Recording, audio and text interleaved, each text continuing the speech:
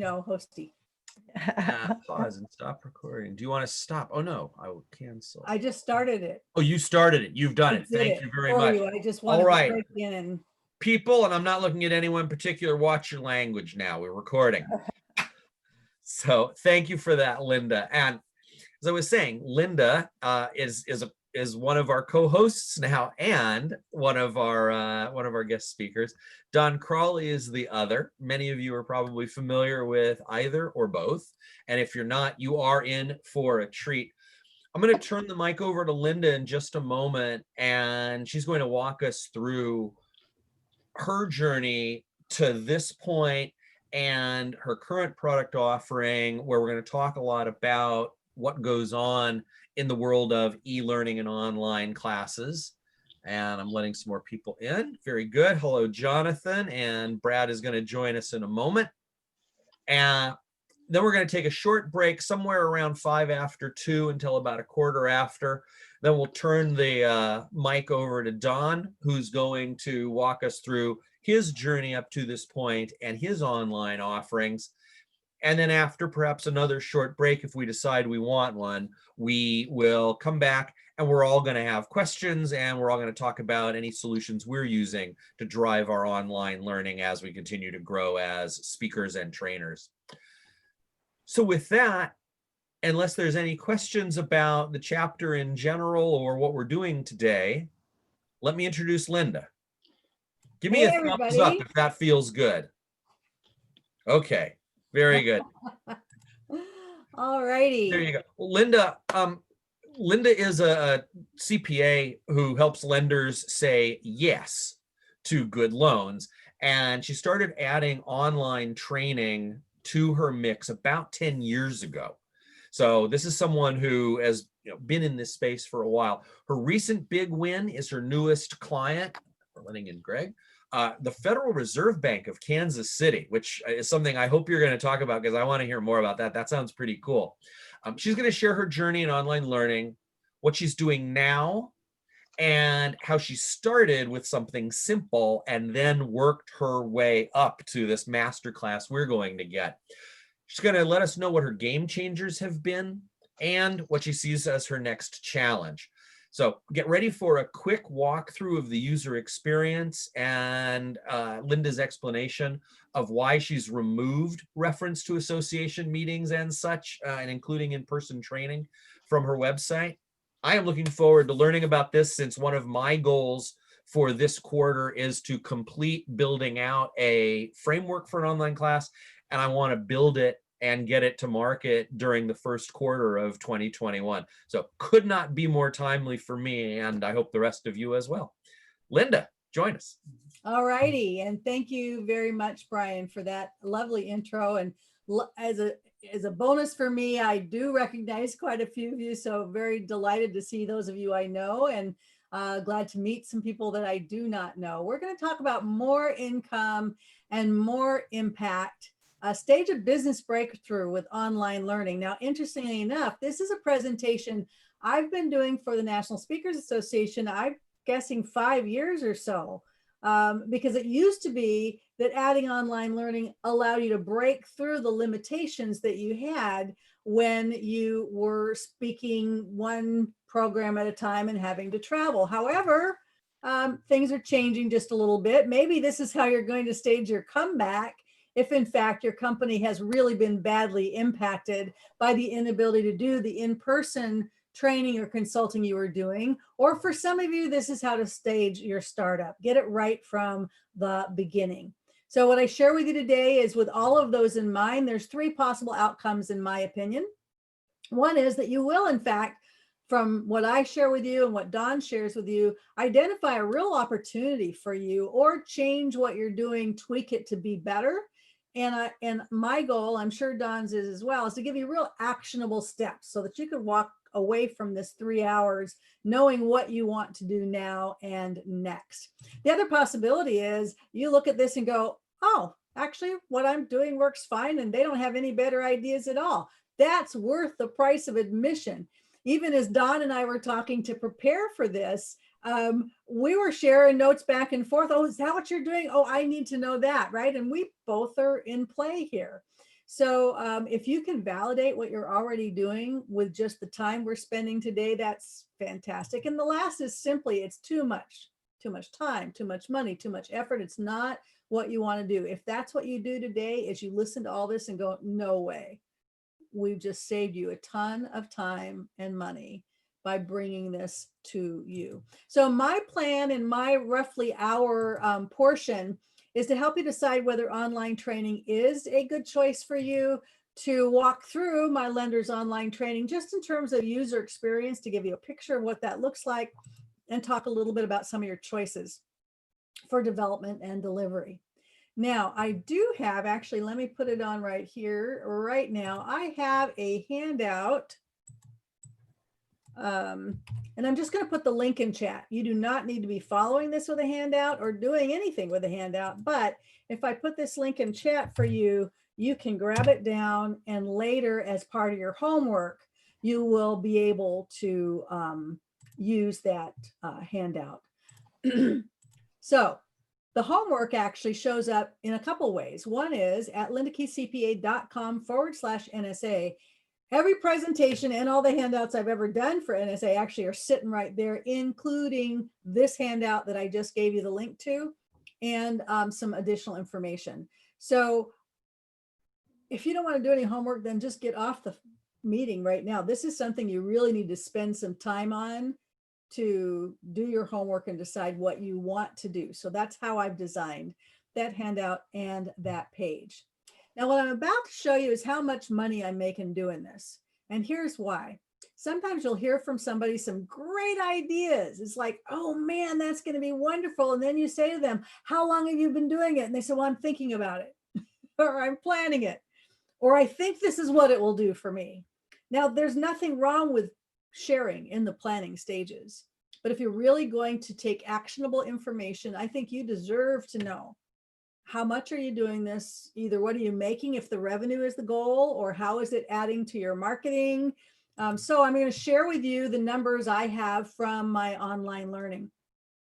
I developed it starting in about 2008. As you can see, in 2013, it was only $6,000, although in that whole period of time, it was in addition to the in-person training that I already had. So it's sort of going up and down as I make different changes. But look at 2020. What happened is that all these banks that need this training can't get it in person anymore, and they're looking for someone who already has a proven program. So I'm just in the catbird seat as far as positioning for this. And actually, the 136,400 was my projection through 2020.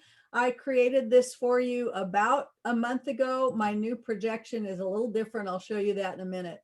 The other thing is that in 2018, I went to half-time. So I now work half-time. I don't do, of course, any travel now for work, but I'm making as much money just from the online as I used to make, including the in-person. The real game changer for me was when I stepped up to sort of an enterprise level with lots of seats from one company. People always say it's as easy to sell one company a whole bunch of seats as it is to try to sell a seat or a module. And at first it didn't seem intuitive, but now truly, if they can't afford my, 10-seat program, then it's not worth my time to pursue. I'm happy to sell onesies and twosies if somebody wants them, but I don't spend my time paying attention to those. I have somebody else that does that. So my new estimate for this year is actually now 170,000. And this is partly because I just landed that Federal Reserve Bank, Kansas City, and one other additional very large client. Now, keep in mind though, if for those of you who actually are accountants, some of this is deferred revenue. Anybody know what deferred revenue means? Deferred revenue means I've got the money, but I still have to do what? I have to do the work, right? So this $170,000, about 30,000 of that will be deferred revenue. I won't have earned it yet. I've sold some seats I still have to deliver, but I can do that. I, by the way, had intended to retire by the end of 2020. Not doing it, having too much fun. All right, so, and making money. If you're having fun, you're making money, and you're providing a service that is really needed, which in my sector credit analysis for banks in the global pandemic with the credit disruption we're up against. It almost seems like it would be wrong to retire right now because I have something to offer my industry that is just critical, So again, walk through of homework. When you go to that NSA page, you're going to see a recording of a similar presentation, but back when this was a more simple version. So that's another part of your homework, is to watch that piece and see, okay, how did Linda do it when it was simpler? For example, I had a little, on that page rather, it gives you all the resources I use. This was going to be a poll, but we figured out we couldn't do polls because of the way we're set up. So I'm going to ask you to chat in if you would.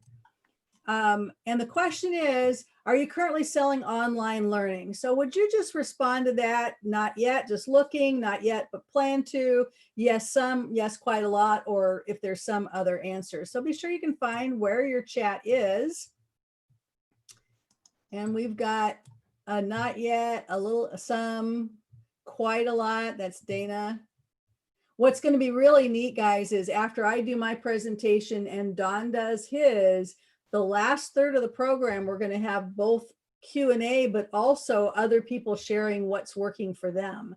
So we've got quite a few people that are doing it here, and we're just going to do an all-in segment so that we can learn from each other. All right, well, so let's look at what I'm thinking we're going to do today. We're going to decide whether online training is a good choice. Will it be worth the time? Will it be worth the money? Is it something worth doing? Well, one way to decide to add online learning is, do you have existing content that is yours? It's your intellectual property. It's your take on something. And it could be speech, training, consulting, book, podcast. Do you have something already? Now, I say that, and now I'm going to refute what I just said, because my friend Jan Dwyer Bang, her marketplace is the agency, the state of Washington. And she does certainly have her own intellectual property and has training that she does, but she also is a certified presenter for Franklin Covey. And state of Washington uses Franklin Covey. So she would present on the 7 habits and the something at the speed of trust, leadership at the speed of trust. I'm not sure what it is, but anyway, she's able to do those. Well, Franklin Covey has developed their own online training, and they're now certifying the people that were doing the in-person to do the online presentations. And then Franklin Covey is still marketing that out. And Jan is one of the people that can do that. So it could be that rather than presenting your own intellectual property, you are a certified presenter of somebody else's. That could work too. And now that she's doing that, Franklin Covey, of course, is more than happy if she has an agency client that isn't already one of their clients, then she connects the two of them, they get that part worked out, and then she gets to do the presentations. So that's another way if it's not your own content. Now, it's very helpful if you have an existing market, some kind of following, corporate especially, but it could be something you do through associations. They still need presentations as well. So do you have a market? And then what about resources? Can you reuse or modify something you already have, or are you starting from scratch? Because it takes a while to create content of any type. And I see Dawn doing this. I'll tell you, my sister is a instructional designer, CPLP through ASTD, which is now ATD, Talent and Development. I think she said it takes like 20 hours of time to create each hour of content. Not kidding. So if you're going to do a 1-hour module, it's going to be 20 and maybe 40 hours. It's a lot of time to do it well. So that's the other question. What is your time or money trade-off? Are you in a position right now where you have more time than money, so you can approach this in a way that would require a lot of your time? Or are you at a point where you have more money than time, which is actually where I am right now? I have got to offload some of the things that I've done all along and can do, because I don't have time to do that and take care of the Federal Reserve Bank and the larger clients that need my attention. So this next piece, just food for thought. This is what I want you to be thinking about. What prompted you to consider or develop online learning? You know how when we have a sales conversation with a potential client for our training or speaking, I don't know about you, but one of my first questions is what prompted you to seek tax return analysis training at this point? What's going on? It's an open question. It helps them think it through and it helps me understand what they need.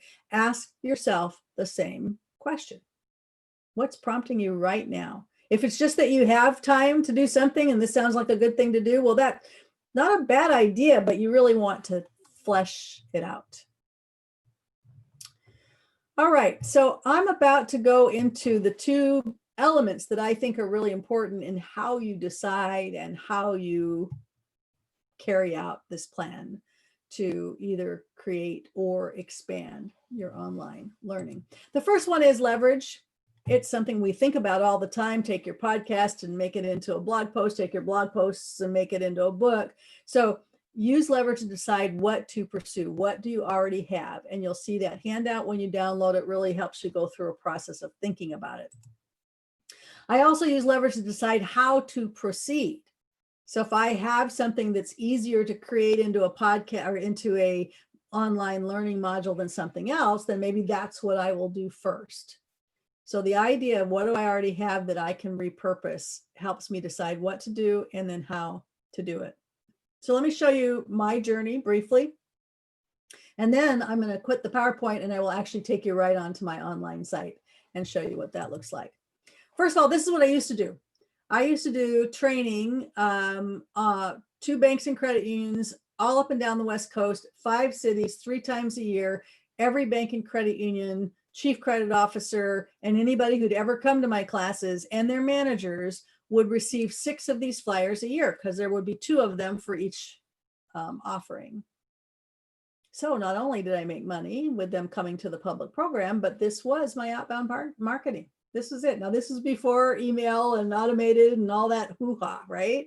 But this was it. And then when they came to my program, they got these amazing manuals, 200 plus pages. They never threw those away. So even if they went to another bank later and somebody ever said, gee, we need this training, they'd say, oh, wait a minute. And they go over to their bookshelf and they say, here's who we should use. That I could have done that till retirement if the Great Recession hadn't happened in 08, 09. So what happened in 2004, I went to an NSA workshop and they were talking about having, your high price thing. And then there's your product funnel and there's the cheaper things and you can work them up the funnel. And I realized I didn't have much between just selling the manuals and having to spend a fair amount of money coming to the training. So I actually was looking for something to fill that in. And that's when I first started creating those modules. I took the content, I chunked it down to 30 minutes or less, which some of you are into 6 minutes or less. That might work for your content. It does not work for actually training a skill-based thing like tax return analysis. So mine is, I think, well positioned for that. But I thought I'd be able to sell individual modules or little chunks or whatever. And that didn't work out. I created them, they were done, but it didn't work well until I did this. I now have a virtual class. And that class includes online modules. It includes those manuals I told you about that are amazing. They're just digital now. And it includes a process. It includes accountability. And what I've found is it has to be at least this robust for banks and bank managers to want to put their people in because they want the accountability. They want the structure. They want to know people are going to get it done. Now to create that, first, I had to think about what do I already have? And I now had the online modules, even though I wasn't really being able to use them well, but I'd created them. I had the resources, so that I already had. Then what I did is I added what I used to call webinars, but that is okay, boomer kind of talk now. Nobody wants to talk about webinars, right?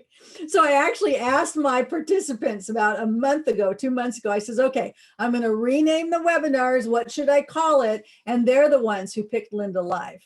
So now we call it Linda Live virtual meetings, but they're webinars. And I've even changed that. I'll tell you a bit about that in just a moment. And then there were some things that I did already have, but I had to modify. So I had the case studies, but they were designed to present in class and I'd walk around the room and help people. So now I had to think about how do those need to be done so that on my online training, they have the information they need and a way for me to help them with it. So you can't just take everything you have and dump it into online learning. You really need to become a student of how that works. And I think, yeah, I've got it in my NSA page. I use Articulate to create my online learning. That's Articulate. They have on their website a great e-learning booklet that walks you through the whole thing and how to think about it. And it's a resource you could use even if you're not going to use Articulate. So your homework, which I'm not going to ask you to do now, but is to list everything you have already that you could leverage. And those of you who've been around NSA before, you've done this before over and over. How could I write my book? How could I do this? This is just doing it again. Just because you've done it before, please, beginner mind, do it again. What do you have? How could you use those pieces and plug them in? So that's the leverage part. And I think I'm going to just pause real quick here to ask you a question.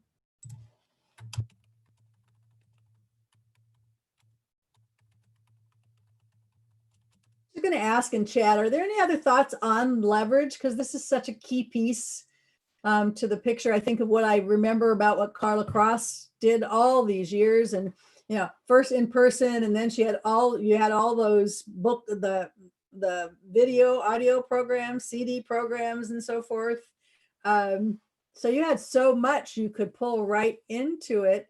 I guess I'd like to know, Carla, what did you have to do differently when you went to online learning rather than just use the content you already had the way that it was? Yeah, I sure think about that. I'm sure still working on it, Linda, because the one course I saw a lot of is a Train the Trainer course that certifies people to teach real estate courses in the state of Washington. Okay. And I had it first, it's a live course, but then I had it like in a book and audios, right? And then I decided, oh, I'd put it on online course, and I still got too much text in there. But like Linda, this is detailed, follow the directions, process stuff. It's kind of like teaching you to play the piano. I can't just teach you 2 chords and turn you loose on a Beethoven sonata. So I'm trying to figure out, how do I take all that detail, do this, and do more videos, because at the end I have this thing to ask people, what did you like? What did you learn? How could I do it differently? And a lot of them say there's too much text because they're used to 2-minute videos. They're used to a whole lot of tips. Well, I'm not just going to give them tips. That's like, got a minute, got a question. Anyway, so I'm still working on that. And that's what my challenge right now is, how to take that real meaty, big learning and make it more palatable without dumbing it down to the point where it's a bunch of tips. Right. Well, and I will make this offer to all of you. Carla, I'd be happy to enroll you in my program. Oh, thank you. Okay. And you could go in as a student. Mm-hmm. And you can see, does any of this inform me? Because I'm not saying I got that figured out myself, but I've definitely done a lot of work on that. Mm-hmm. For example, my manuals, they're 200 plus pages. They are dense, but I don't use them. I use them as a reference for them. Mm-hmm. Right. Sure. Yeah. And so they have them, they could look it up, but Mm-hmm. that's not how I train the information. Mm-hmm. So I have figured some stuff out, but yeah, it's a challenge, especially when what we were doing did work in person. Mm-hmm. It's hard to let go of that and have a fresh mind about how you could do it. Mm-hmm. Is there anybody else has some ideas on leverage and how you switch things up? Yeah, Celine? I have a smaller question. I deliver my 7 weeks program online, but I have 2 parts of the program, but online, but live. I am there and I talk. I could put some of them online where they can do that on their own, but I have 2 parts of the program where it's almost coaching. For example, we're talking about motivation.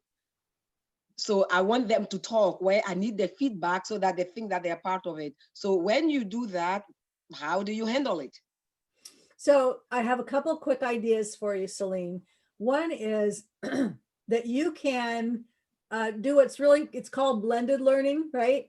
Okay. So there's part of it that's modules. You take it on your own, you work it through, you fill out handouts, etc. Then there are live virtual meetings. And on Okay. those virtual meetings, that's when we get to talk back and forth. The other is on my website, I have them introduce themselves and I ask them some questions and they use the comment box to respond. Now, I'm not asking them anything that would be personal, and in coaching that might be different.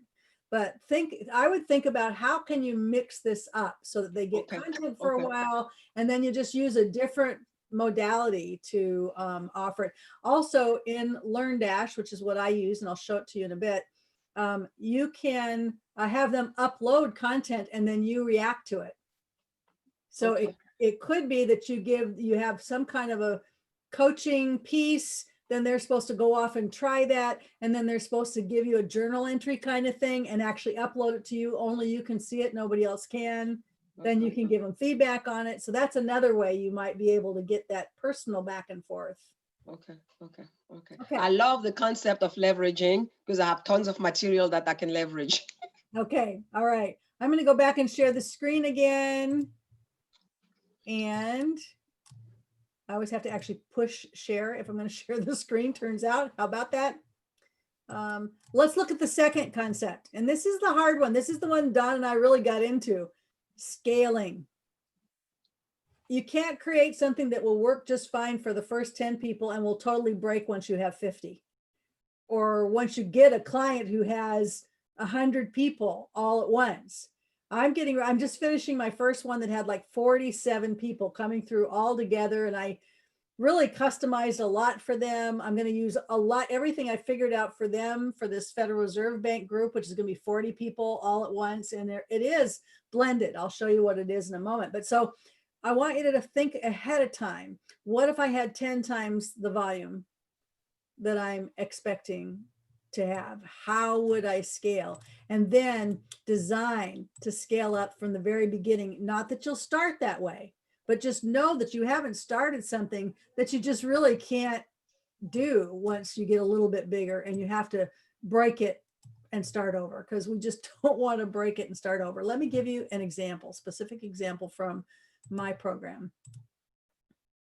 So what I used to do for quite some time, as I just sort of described to Celine, is I really wanted to figure out how can I do this where I still have that personal interaction with the learners, right?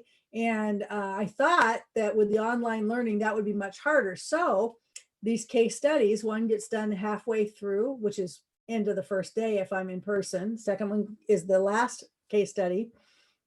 I had them completed on their own, upload it to my system. I would look at it and I'd give them personalized feedback on it. I loved that. It's just totally not scalable. But notice what I did in my print. I didn't say class case studies are submitted and then personally reviewed by Linda, right? From the very beginning, I knew it might have to be somebody else. So I never promised that I would do it. Now, with a small group, I could do it. There came a point when I had to have somebody else do it. And now I've got a different solution to that is working better for me and better for my students.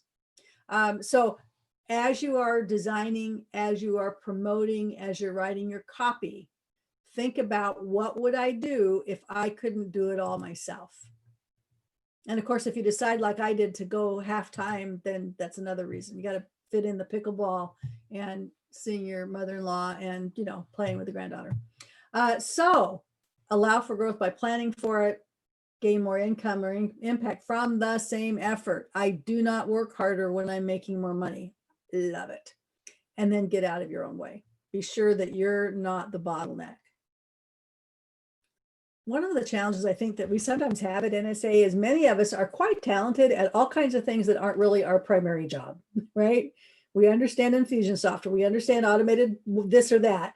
And I find myself every once in a while, I realize, okay, why am I changing the way this quiz looks on the website?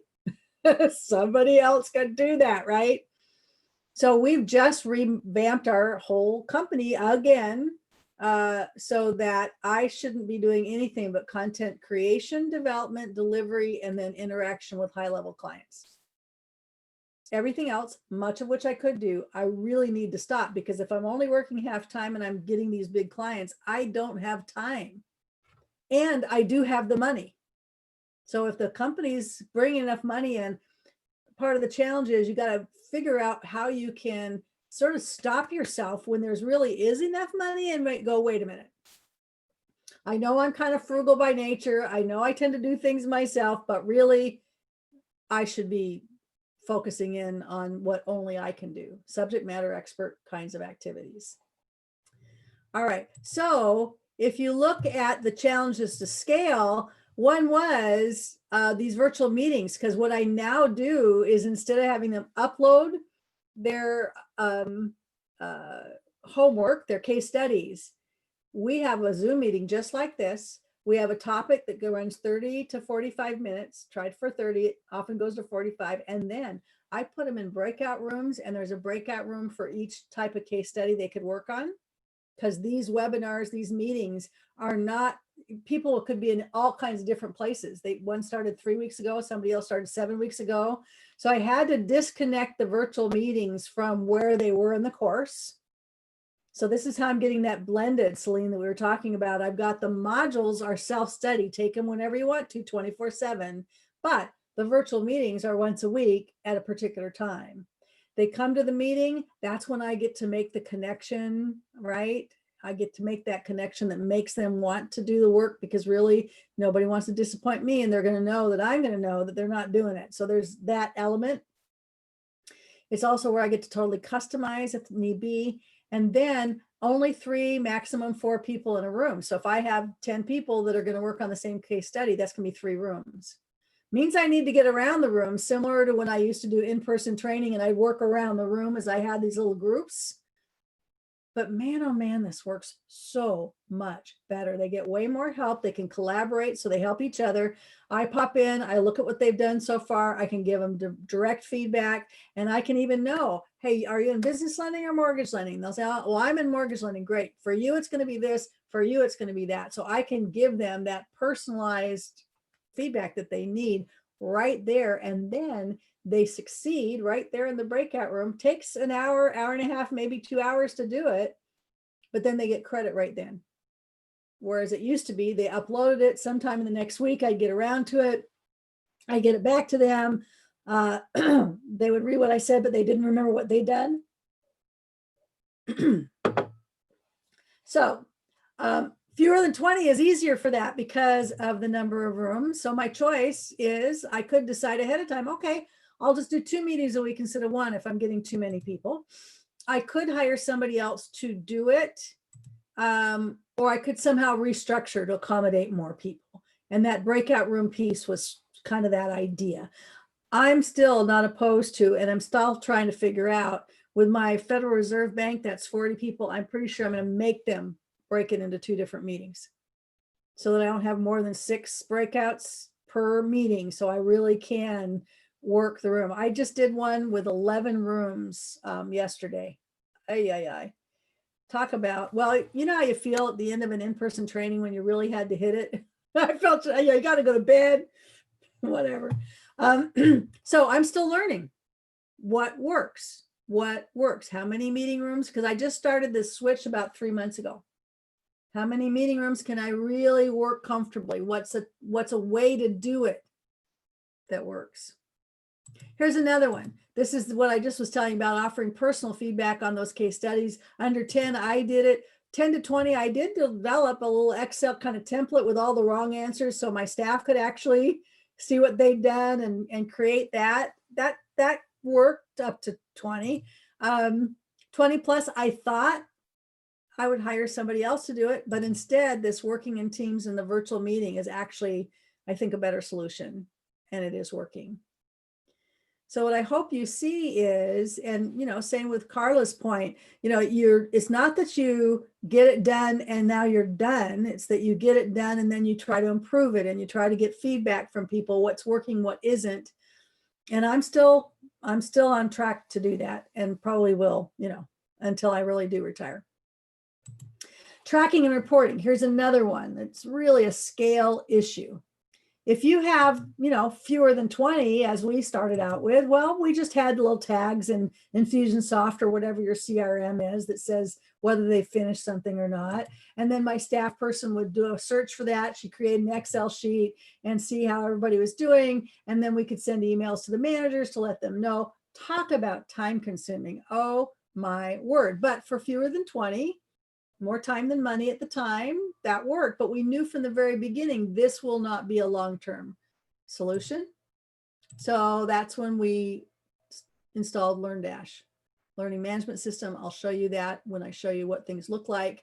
I discovered this one, by the way, when I was going to be one of the presenters at NSA National Convention on learning management systems. And so I did some research. And the way I picked this one was because it played well with the other software I had. I had Infusionsoft. I was using Memberium for the membership site. And so I just typed in Learning Management System, Infusionsoft, Memberium. Sure enough, I found one that clearly works well with both of them. And just that was the end of the search. I'm still very happy with it. Dawn uses it as well. You'll see it here in a bit. The other one, and there's that game changer again, and this really just took off in the last year, was I used a LearnDash option to create what they call umbrella accounts. And now I can put a registrar in for a company. That person can monitor all their own people. That person can add their own people, can choose whether they want them to be 4 weeks or 8 weeks, can give me the manager information. When they do that, all I have to do is send them an invoice, because everything else is now automated between Infusionsoft and the membership site and the learning management system. So then what do I have to do? I need to do my weekly meetings.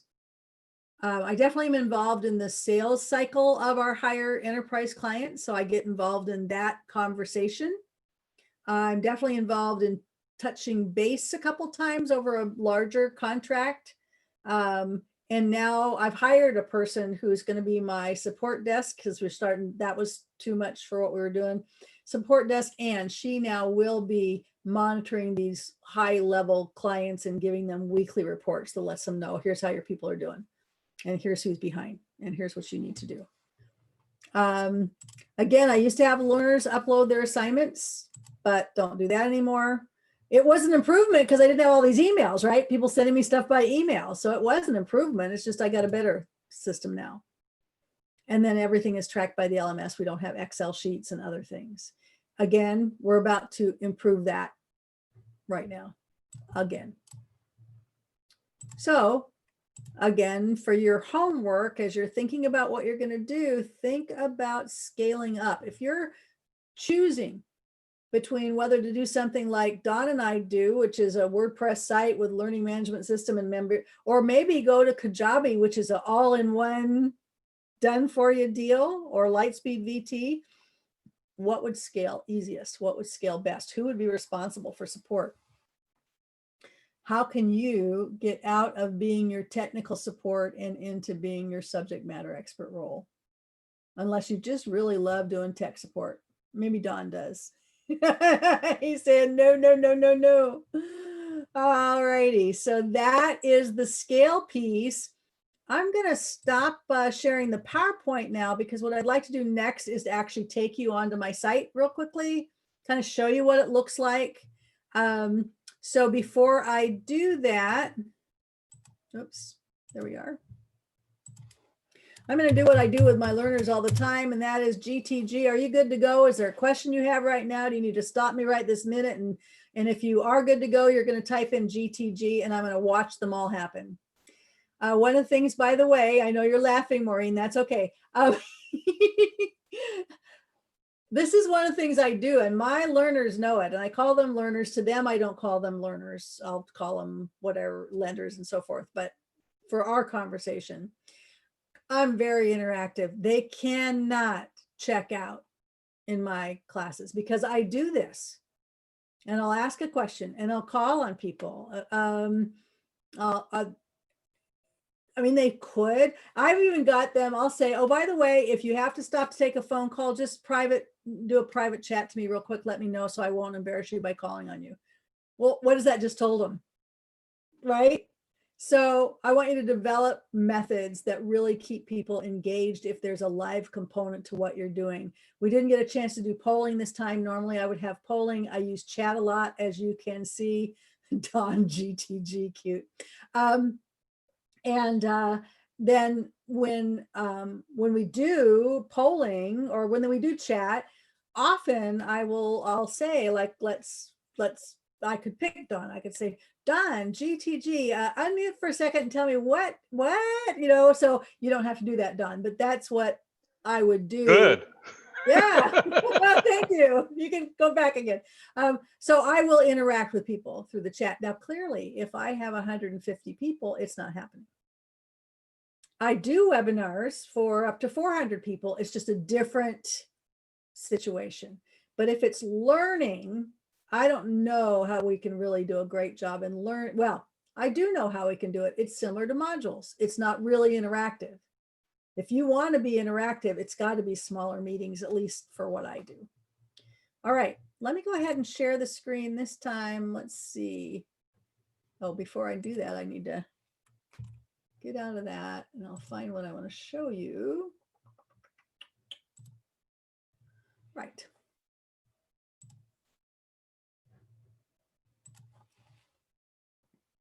So what you're going to see now is my website. And actually, let me log Larry out for just a second so you can see what it looks like. One of the things you'll notice, well, you wouldn't notice until I tell you, this is not my Linda Keith CPA site. I did choose to have two separate ones. This one's called Lenders Online Training. I wanted to start divorcing it from my personality so that I can sell it or spin it off or whatever. So I'm certainly in here, but it's not my Linda Keith CPA site. On Linda Keith CPA, I promote the online learning, and as soon as they hit learn more, here they come, right? So this is my front page. This COVID-19 thing is not usually there. I have some things I do for lenders because of COVID-19. So normally it looks like this. And it has it's got some quotes. It's got that they can gain 31%. So this is all totally a sales page. Then I just want to show you the enroll choices. COVID, if somebody has to pay for their own training, I give them the deepest discount I've got and I let them pay over 6 months. So maybe they lost their job, maybe their boss won't pay for it, whatever it is. So that's this little you help yourself training assistance. Not many people do it, but it's something I can do and some people need it. So you can see here's the onesie twosies, right? Somebody could pay $970 to come to this training. If they've got 4 or more on the team, they can pay $770. It used to be those were only 2 choices. The thing about this is if you're a big bank and these are your choices, you're thinking, oh, she only does small teams, right? She only does individuals. So what I added was this enterprise piece as low as 500. And I'm just about, I think, to switch this. So you come to the enterprise and then there might be a link that says, oh, you only have a few, click here. So I may lead with the enterprise instead, but let me show you what that looks like. Now, by the way, National Speakers Association, in general, we don't talk about fees. It's just impossible to show you this website without showing you this. So I'm not suggesting these are the numbers you should charge. Totally depends on marketplace, etc. But so you can see that what we have here is 10 or more seats at $700. So you're just saving money. 25 seats or more, you're saving some money and you get to add customized content, a welcome letter, and other resources for them. And then at this level, which is where my biggest clients come in, 40 seats or more, best discount, but also I will create customized learning aids for your folks. What I discovered, which was interesting, was I thought what was important was the price break. And so I was leading with 40 seats or more, $500 a person. I had somebody that wanted the 40 seats because they wanted this. They only had 25 people. And in that conversation, I discovered oh, wait a minute, I'm leading with the wrong thing, right? So I probably still should switch this around a little bit so that what I'm leading with is what's special about that as opposed to how much per person. So I'm playing around with how that should change. Linda, I have a question Yeah. on that. Can they enroll through an automated process and get the enterprise discounts, or do they have to have interaction with you and then you invoice them? Yeah, the first time up, they have to interact with me. Once they are in, they can easily add seats at any time. But I want to talk to them before they do this anyway. This is a sales kind of process.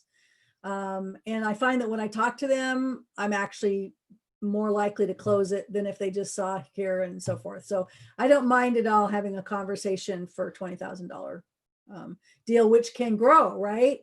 It's 20,000 to start with. All right, so that's pretty much the sales page. It does have a little thing about how virtual classes work, you know, at your pace, self-study modules, case studies, weekly meetings. So again, more sales kind of copy. Oh, this is very cute. So this is Kevin Talty. He was a manager who sent his team, and I always enroll the team leader just so they can sort of see what's going on. And Kevin sent me this video. He says, okay, Linda, he said, I just plan to monitor, but this is so good. I will be at the finish line with my team. And he took the whole thing because it was beneficial to him as well. So, you know, sell, sell, sell, sell, sell. So let me show you then. I'm going to log in as one of my learners so you can see what it looks like to them. And again, I'm not suggesting that this is what you do. I just would like to see between what I do, what Don does, and then some of the other things, you can see some of the choices. So this is Larry. He's one of my test users. He's not a real user. Notice when Larry comes in, the system knows it's Larry. So there's, you know, personalized stuff going on here. Not only that, but even this copy that's here, it's because Larry is in the pre-week of the 4-week tax return analysis. So my membership software and Infusionsoft keeps track of what tags Larry has and what he's in. The membership software is what tells WordPress what to show Larry. So I've got a tag on Larry, and that's why Larry's seeing this. And once Larry goes into week 2, he won't see this anymore. He'll see something else. Infusionsoft will have the tag. Infusionsoft has the campaign that works him through. So to Don's question, when we started, yes, we invoice them. But once that happens, Infusionsoft is changing it every week, changing the tags. Infusionsoft is also recording every module he completes. So everything he gets done, Infusionsoft knows, and then Infusionsoft knows when to check to see if he's graduated and if he has to deliver the certificate. So all of that is automated. I do nothing. Now, the other thing that is unique then here is I have this virtual class sidebar. This also changes each week. So he's in the pre-week. So he needs to do the intro module, tells him about the weekly meetings, introduce yourself and get started. And I tell him right there, it's okay to get ahead, just don't get behind. So that's changing. On the left-hand side, here's my Linda Live. It used to be called webinars, but that was oh so old school. This explains the meeting length because again, case studies are an option here. I have first-time people come in early. I get a chance to visit with them, make sure they can annotate, you know, solve problems. It's kind of tech support, but it really is, I want to meet them and have, so I don't have somebody else do this. I do it because I want to connect. And then I have 8 meetings that repeat as far as the topics go. And that's why it doesn't matter when they get in here. These topics are not ordered by where you are in a class. So they can see, and you can see I obviously need to take those 2 off because the next one's the 24th. And so I just move them to the bottom and put a new date on them. And then this is LearnDash. This little course list is what LearnDash is doing for me. And so we've got, in his case, he's got access to 7 different courses. You can see the green check marks means he's done those. The black means he hasn't finished what's in it. So it's super easy for the learners to know exactly where they are. And in my case, their sidebar is also telling them what you should do this week. And one of the ideas that my learners gave me, which I had not thought of, is starting now, I guess, recently, when they actually have modules to complete there, I actually list the modules and they're linked right to the module itself. So they don't have to go, oh, okay, which course is that in? You know, it's just super simple. So let me show you this one. Here are introduce yourself, which this, Celine, was kind of what I was talking about in terms of being personalized. I say a little bit about me. I ask them to introduce themselves. There's 724 so far. They tell me things and then I answer them. And I almost always find something personal to say. And so somewhere down here, you'll see some of my responses. There it is to Cassidy. So, you know, if they're a farmer, I'll tell them my dad was a dairy farm kid in Texas. If they're from Texas, I'll tell them my dad was a dairy farm. If they love boating, I'll tell them about kayaking. I will find something to connect with what they've said personally. And that's part of my effort to be sure that I make that personal connection. So there's that. So I'm going to go back and I'll show you, I think I can show you this one. Yeah. So here is the module page. They can download the handout, they can view the module, and when they're done, there's a quiz. There's a quiz on every one of them. They got to get 80% or better, although Don tells me his folks have to get 100% or better, so way to go. I use mine a little differently than Don does, though, so that's okay. The quizzes themselves, that's a Learn Dash feature as well. It loads up, you answer the question, and in my case, I'm not even going to read it, I'm just going to answer something. I let them check the answer, and if it's wrong, I tell them what would have been the right answer. My intention with my quizzes is that when they finish a module, they know they got what I wanted them to if they can get 80% or better in the quiz. If they really struggle with the quiz, then they missed some things. But I use the quiz itself to continue the training and explain things. Now, that does mean that they could take the quiz 7 times, memorize all the answers and quiz out, but you'll see why they can't get away with that. So obviously this person already took that one, which is why they've got the green here. And the other thing, let's see, I probably should show you. It's at his dashboard. One of the things I tell them, I choose to give them access to everything from the beginning, not just what's in this virtual class. We didn't do that with my internal large client. So I let my client decide. These big enterprise clients say, do you want them to have access to everything, or do we want to, you know, do it differently? So I will accommodate them. But so this starts right out and says the list below includes everything you have access to. Not everything is required. Use this sidebar to know that you're doing the things you need to do. So that's how all of that works. I also now have all the case studies in a separate place. I used to have, so this is another learning, I used to have the case studies at the end of the course they went with. But then I got this new client, decided to use slightly different case studies for them. Well, now I had a course and I had the case study they didn't need to take and the case study they did. So I just hid the one they didn't need to take, thought that would work, right? LearnDash wasn't marking their course complete because it knew about the one that I'd hidden, right? So I sort of went, oh crap, that didn't work. So that's why I've moved the case studies out so that when they finish the modules in this one, they'll get credit for this course, even if they haven't done every course case study that could be an option. The other is talking about feedback from our clients. One of my, in the evaluations, one of them said, gosh, I wish there were more case studies. That's the way I learn best. So now I put all the case studies up. I say, these are the 2 required ones, but you are welcome to come to any of my weekly meetings and I will put you in a breakout room with other people working on any of the other ones. You can take as many as you want. You'll get the same kind of feedback. So that's another perhaps suggestion for you is think about all the different ways people learn best and then figure out how can I offer maybe some optional pieces that accommodate those. Oh, let me tell you something else that just happened. Oh, I was so upset about this. I mean, I have this intro module and it's using the same player and it walks them through, you know, how this works.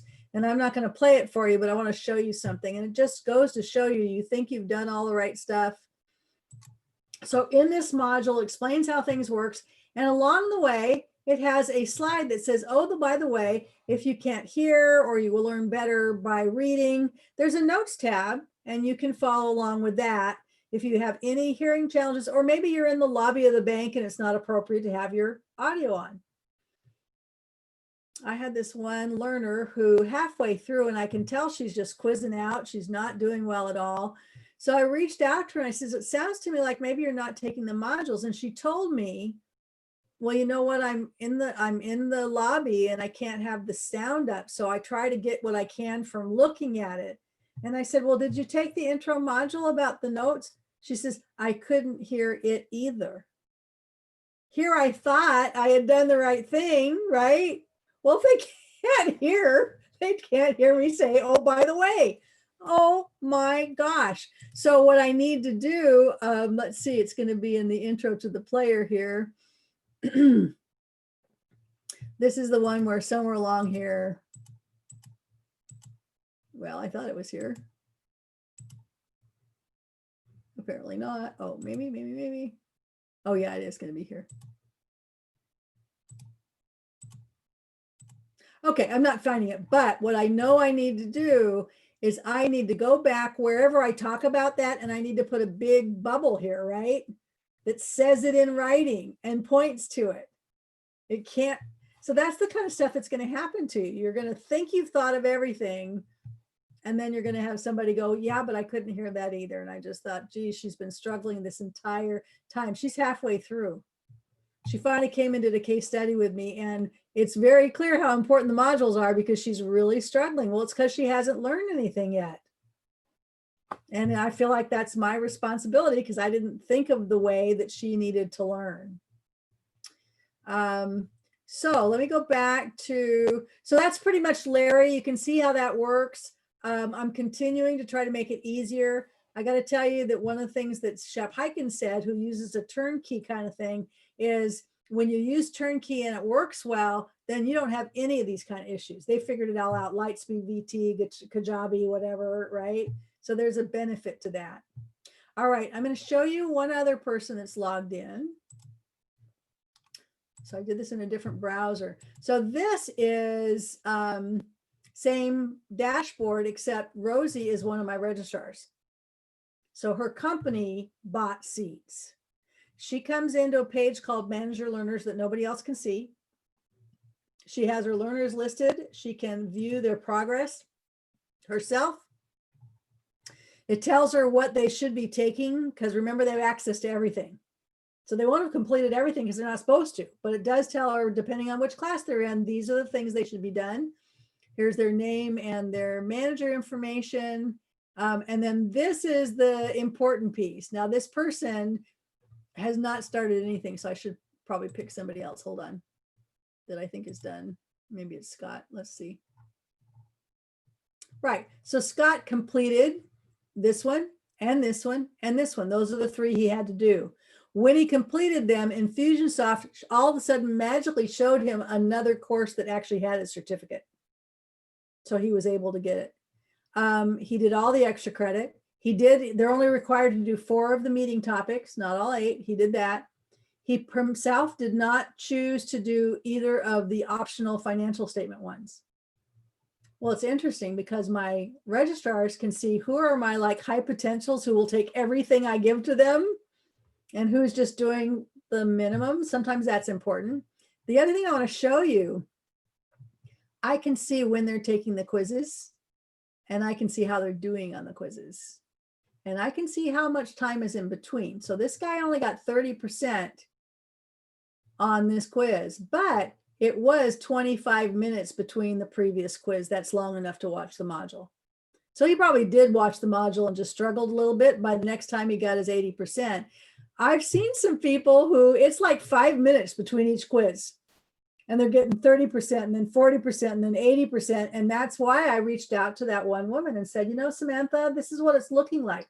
Now, she had a reason, but the folks that are really quizzing out and doing poorly, I don't even mind if they quiz out and they're doing well, because maybe there's some basic stuff that they really don't need to spend a lot of time on. If they're quizzing out and doing poorly, I'll call them on it. It's only had to happen about 2 or 3 times. And what I do is I take back off the completion of anything that they clearly didn't watch, or it took them more than twice to get the quiz, and the first one wasn't at least 70%. And nobody's ever argued about it because they were embarrassed that they got caught. And, you know, they're happy that you didn't tell their manager.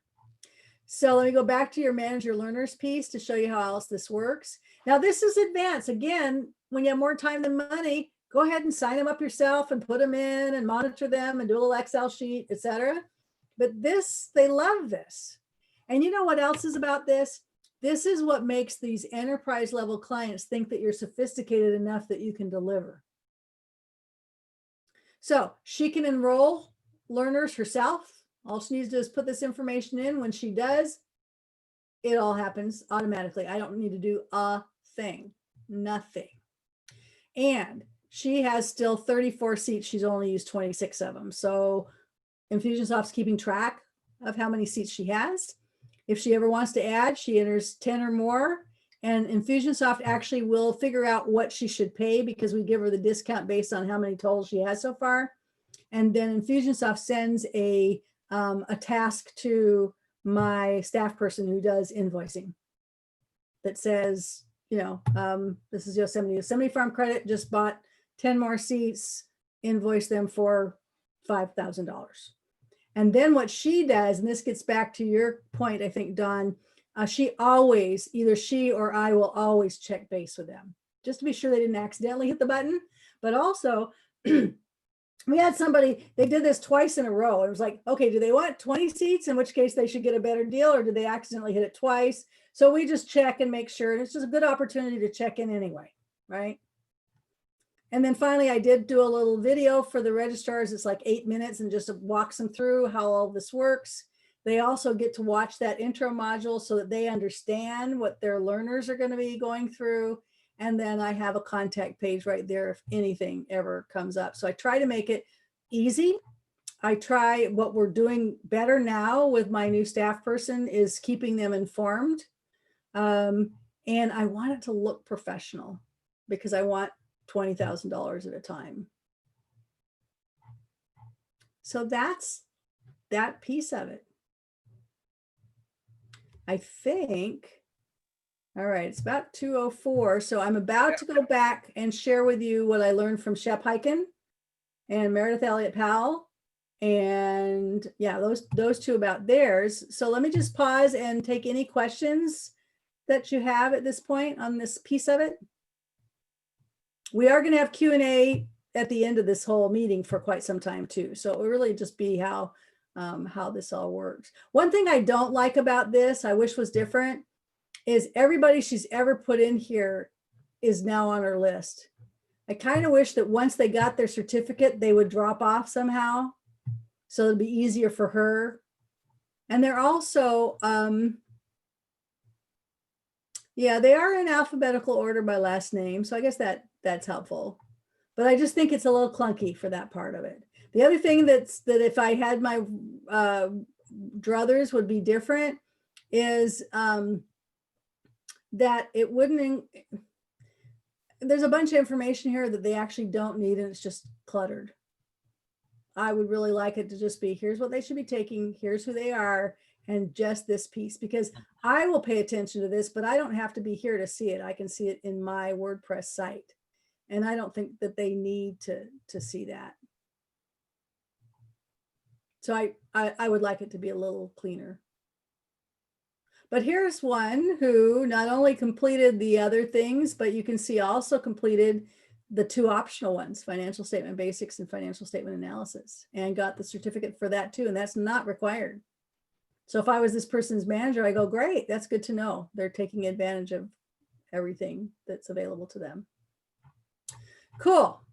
All right. Let's just stand up. Anybody want to stand up with me? stretch, move around. I don't have a whole lot more time, but you know, I know that when I stand up, you can see my lovely jacket. Isn't that pretty? We could do tricep lifts from our seat. Okay, that's enough silliness there. Okay, now let me go back to this.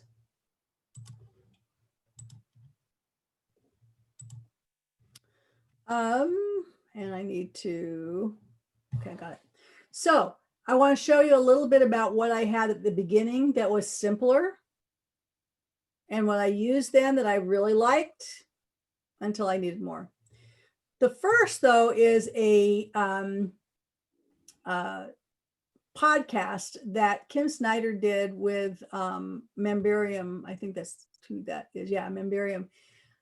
Kim used to be, she was a member of the National Speakers Association. She was on the, she was the investment chair when I was the audit chair. So we got to know each other. Wicked smart. She has now passed away. The world has lost a pretty amazing woman. But she started and sold many businesses. And this whole piece, and you just search on Kim Snyder Memberium, you'll find it, was all about how she first figured out what would actually sell, then did something really simple and had plans to ramp it up. So in her case, she did use LearnDash, but just the basic easy piece, didn't customize or make anything fancy, just did the videos first. And then she added handouts to the videos and etc. And she used a series of webinars to start with to see who in her tribe would be interested in what. So she didn't like decide what they wanted and then do it. She found out what they wanted and then did it. So very good, worthwhile to watch, both in terms of a way to proceed, but also in terms of how she decided whether even to proceed. So this is my simpler version. So looks pretty similar, right? Here's Welcome Larry. I didn't have the virtual class sidebar and I didn't have the meeting stuff. This was his pre-week. And then, oops, I think I just did something I didn't want to do, maybe. Yeah. You see down here? All I had was just little links to those module pages. So I didn't have the course list and all the fancy stuff. I just had here, you know, the first day he could see the links to the couple of modules. And then those went to the module pages. I use wish. Remember, guys, it's only $197 your first year. And then $147 after for the year. It is inexpensive. It is a WordPress plugin. It is super easy to do. And what it can do for you is you put Larry in, and then it can move Larry from week 1 membership level to week 2 to week 3. And so it then controls, you know, what he's seeing. I use Memberium. It's $47 a month. It is more robust, no question about it, but I didn't need it to start with at all.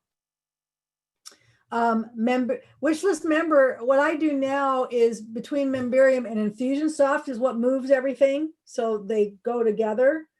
Wishlist member does it by itself, but it's not going to be quite as robust as some of the bizarre stuff that we do. And then look at this. They had a page called My Modules and Resources, and it was the list of everything that they should take. This was back when everybody took all the same things. And once they passed it, this link magically appeared that said view certificate. So if there wasn't a certificate there, then clearly I hadn't done it yet, right? So it was simple, but it worked. Simple, but it worked. So choices for development and delivery. The current version I used Articulate to actually create PowerPoint-based programs. They now have Storyline as well. Camtasia does things like that, video capture editing tools. Some of you are primarily using videos that are actually shot with a camera as opposed to screenshot kind of videos. So lots of different choices. I really still like Articulate a lot.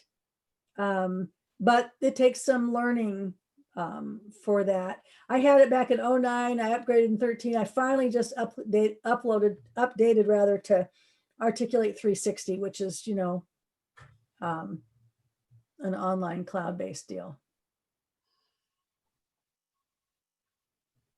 I have 2:11, which tells me that I think I've just gone over my time. Don, am I into your time? No, we started at 1. Wait, You're good. You're good. I'm Okay, just, I I'm am soaking it all in. I'm almost done, promise. And we'll by do a the way- short break after you finish up, Linda, and Perfect, then we'll have Brian. plenty of time for Don and questions. Yeah, Mine's only about 5 minutes, so that's fine. Super. right. Again, this detail is on that NSA page. So you're welcome to take notes, but you also go to the NSA page. I use Maxima WordPress theme. If I was starting over, I would find a theme that works really well with LearnDash. I picked my theme first before I did LearnDash. Find out what plays well with LearnDash and don't mess with anything else. I now use SiteGround for my server. I started with GoDaddy, but it just didn't have enough server oomph to run the site. I tried Member 360. I had some customer service issues with them. Maybe that's fixed now. That is a good lesson. Whatever you think you know about software, platform, service, when you're finally ready to pull the trigger, you need to do new research. Things may have changed. They may be doing things differently. LearnDash for my learning management system. Don used another one he'll be telling us about. I use Infusionsoft. I like it. A lot of people don't like it. I like that it's integrated. I do not have all these different things I'm trying to make work together, but not everybody does, and that's fine. Infusionsoft does have a Keep now, which is a less complicated version, and a whole bunch of people use other ones as well. And then I use Memberium for my membership site software. Wishlist Member works great and is much less expensive. One thing I did just do, by the way, is I just bought an uninterruptible power supply. Believe it or not, I didn't have one. I didn't think of it. But now that my virtual meetings are so critical, what was I thinking? We're home base. We're out where we can lose power. So I now actually just bought two. One, my modem is on. The other, just my laptop and my monitor is on. Everything else is into the laptop. I've got 3 hours I can run after my power goes out. So I know I'm not going to be interrupted in a meeting. Not only that, but if I'm working even longer without power, so let's say that we really are out of power, we do have a generator. We can run the whole house on the generator, but generator power isn't as even as grid power. This uninterrupted power supply will take dirty energy and it will modulate it so that it provides consistent energy to your tools. And it was like $200 for this. So again, hadn't even thought about it, but once I did, I went, what was I thinking, taking a chance that I'd have to tell a client I couldn't do? I mean, remember, if it's $970, I'm sorry, I can't do it. If they've paid me a significant amount of money, I really can't say, oh, not today, power's out. Another one is to find a vendor who will do it. And so Lightspeed VT is one that a bunch of people are using. Knowledge Link, I don't even know if it's still around anymore. Kajabi doesn't do it, but they have this all-encompassing site that kind of does everything. And the caution on that simply is don't spend a lot of time and get hooked into something that if it doesn't work, you have to retool everything. And I must admit, that's pretty much why I went my own way. What, can I make a comment on that, Linda? Yeah. Just to really underscore what you just said, one of the challenges that I found was that a lot of the turnkey solutions have proprietary platforms and proprietary file formats, and it's not easy to move off of them if you find 6 months or a year down the road that you don't like it. And that to me is one of the more compelling reasons for using WordPress and LearnDash, in spite of some of the other things that I'll talk about. But Right. those turnkey solutions often really lock you in, and then it's a huge pain in the neck to try and move off of them. I will tell you, I even read the agreement with one of our NSA friends that many of you actually know.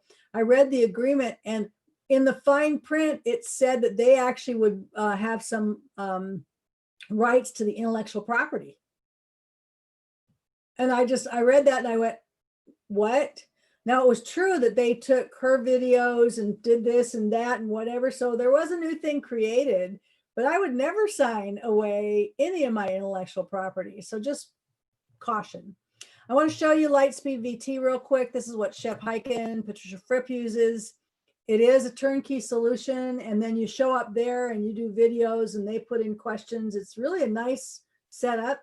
It's expensive. One of the things Shep likes about it is he has no support issues, because really if there's a support problem, it's Lightspeed VT, not him, right? So whereas if it's, if I have a problem, it's my problem. And it looks good. Here's one of his handouts. It's done very well. And he does his little stuff. Now, I did send him an email and I asked him some questions. So I want to share with you his response to some of these questions that I asked. One was, how do you sell it? And he says, there is no, if you build it, they will come story here. You've got to sell it. So he built it, he sell it. It's not just he built it and then people showed up and started wanting to buy it.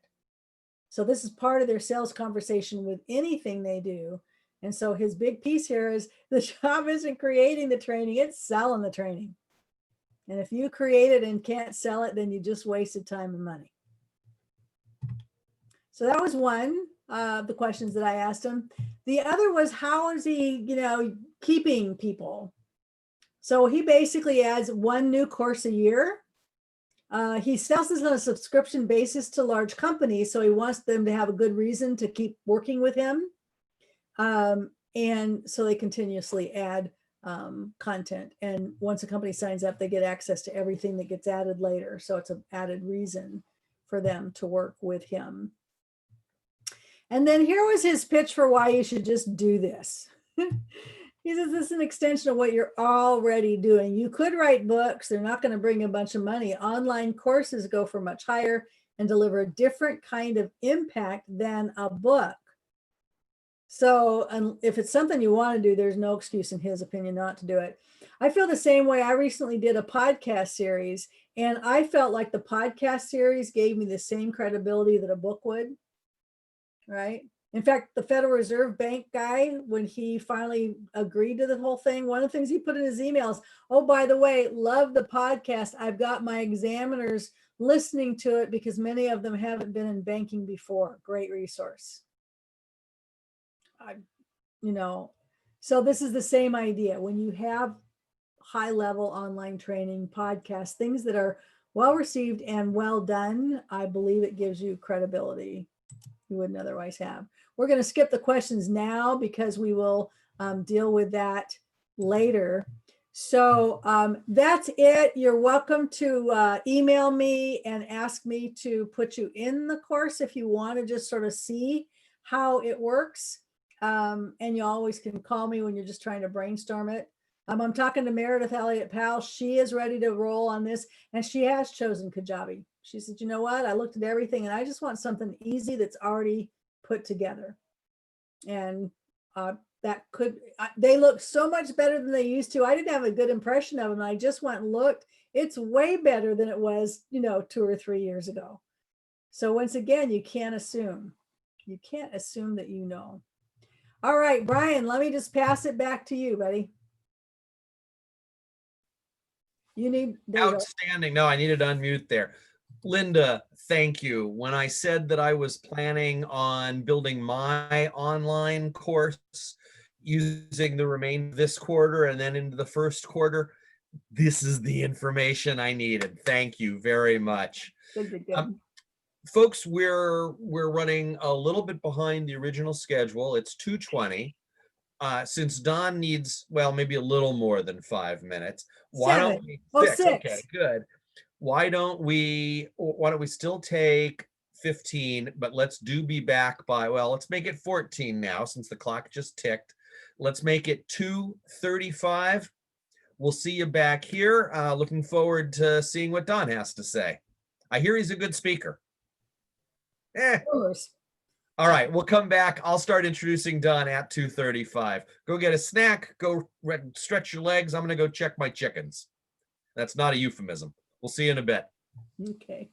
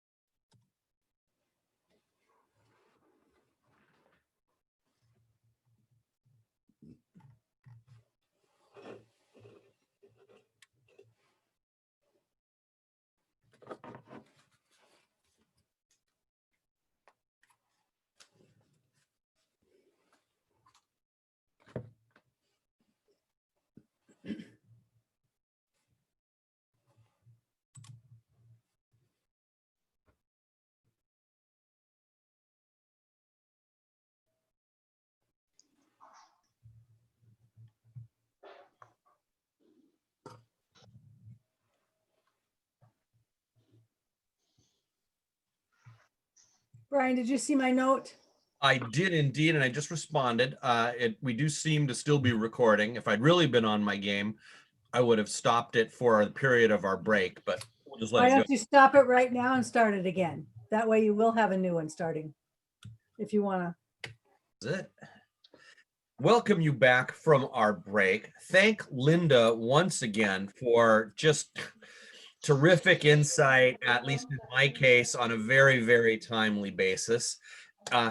If you have a moment, go ahead and put into chat if you weren't thinking about the world of online before, are you thinking about it now? And if you were, do you feel like you're a little bit closer? Let's get some conversation going in the chat and some kudos for Linda to let her know how valuable that landed on us.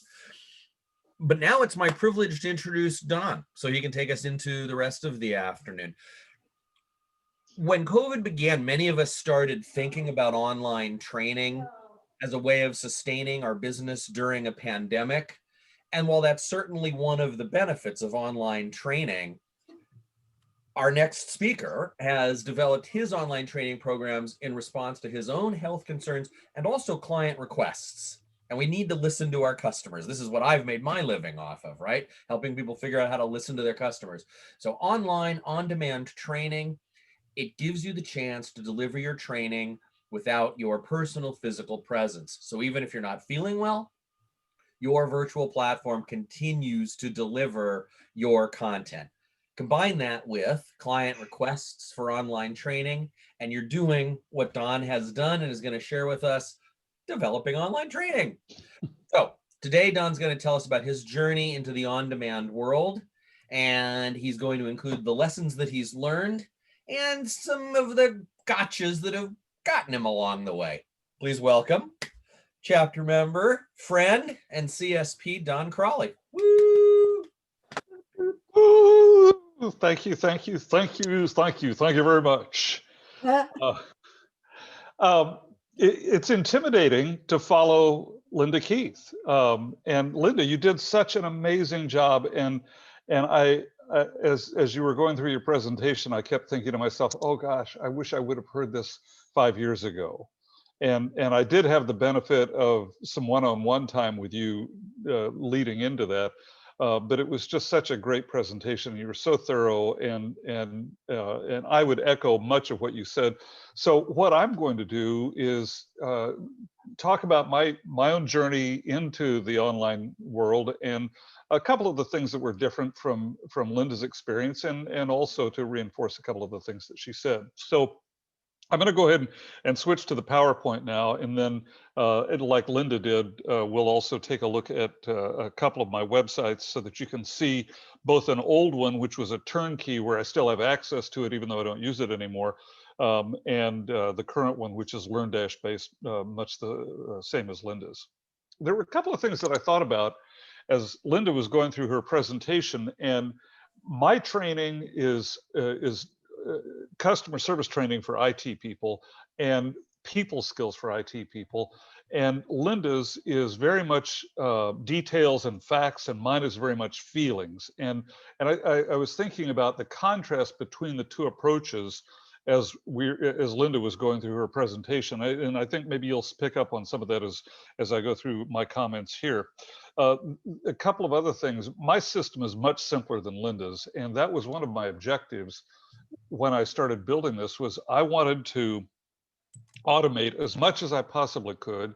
I wanted to have a system that didn't require my presence. And what I've learned since I developed it is that's not entirely realistic.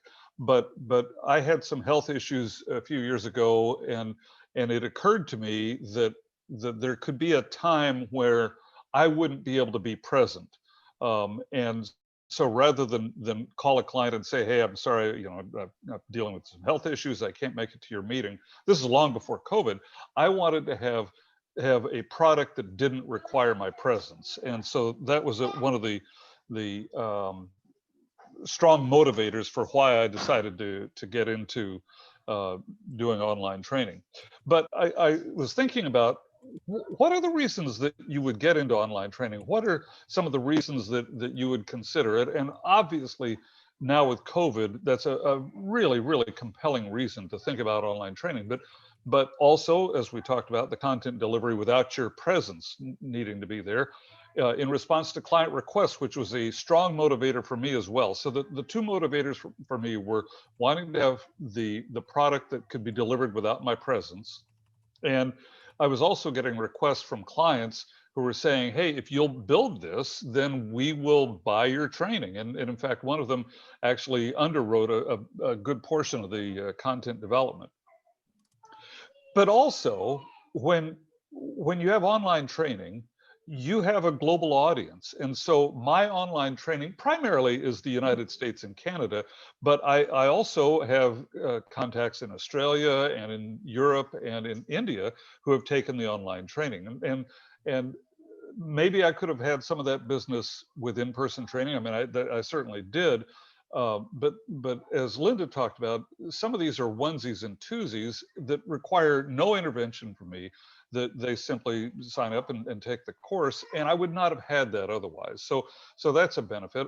Also, there's a 24/7 audience now, and I noticed that there was somebody who signed up yesterday, and they were taking the course at 3 o'clock this morning, which I wouldn't have had otherwise. And finally, the biggest benefit is that a couple of years ago, after we'd started the online training, my youngest daughter commented to Janet and me. She said, you guys aren't retired, but you act like you're retired. And I was thinking about that as Linda was talking about her going to half-time and not retiring because she didn't want to. She was having too much fun and making too much money. And that's exactly where I am. And that's one of the benefits of the online training, is that it provides passive income. I think mine is perhaps a little more passive than Linda's because I don't get quite as involved as she does, but it's still passive income. So that's a big benefit to online training. So Linda talked about hosting options, and I wanted to go into that in a little more detail. You can have hosted platforms such as Knowledge Link, Thinkific, Teachable, Talent LMS, Kajabi, Lightspeed is another one. And the benefits are exactly what Linda talked about. They manage it, they take care of everything for you, and it makes it much simpler for you. And the downside is much less flexibility. And as we talked about in Linda's presentation, sometimes it's a proprietary platform. And so that makes it difficult to move off of that platform. And as Linda mentioned, some of them even take a partial ownership of your IP. And I'm not willing to let anybody take ownership of my IP under any set of circumstances. So that alone would kill it for me.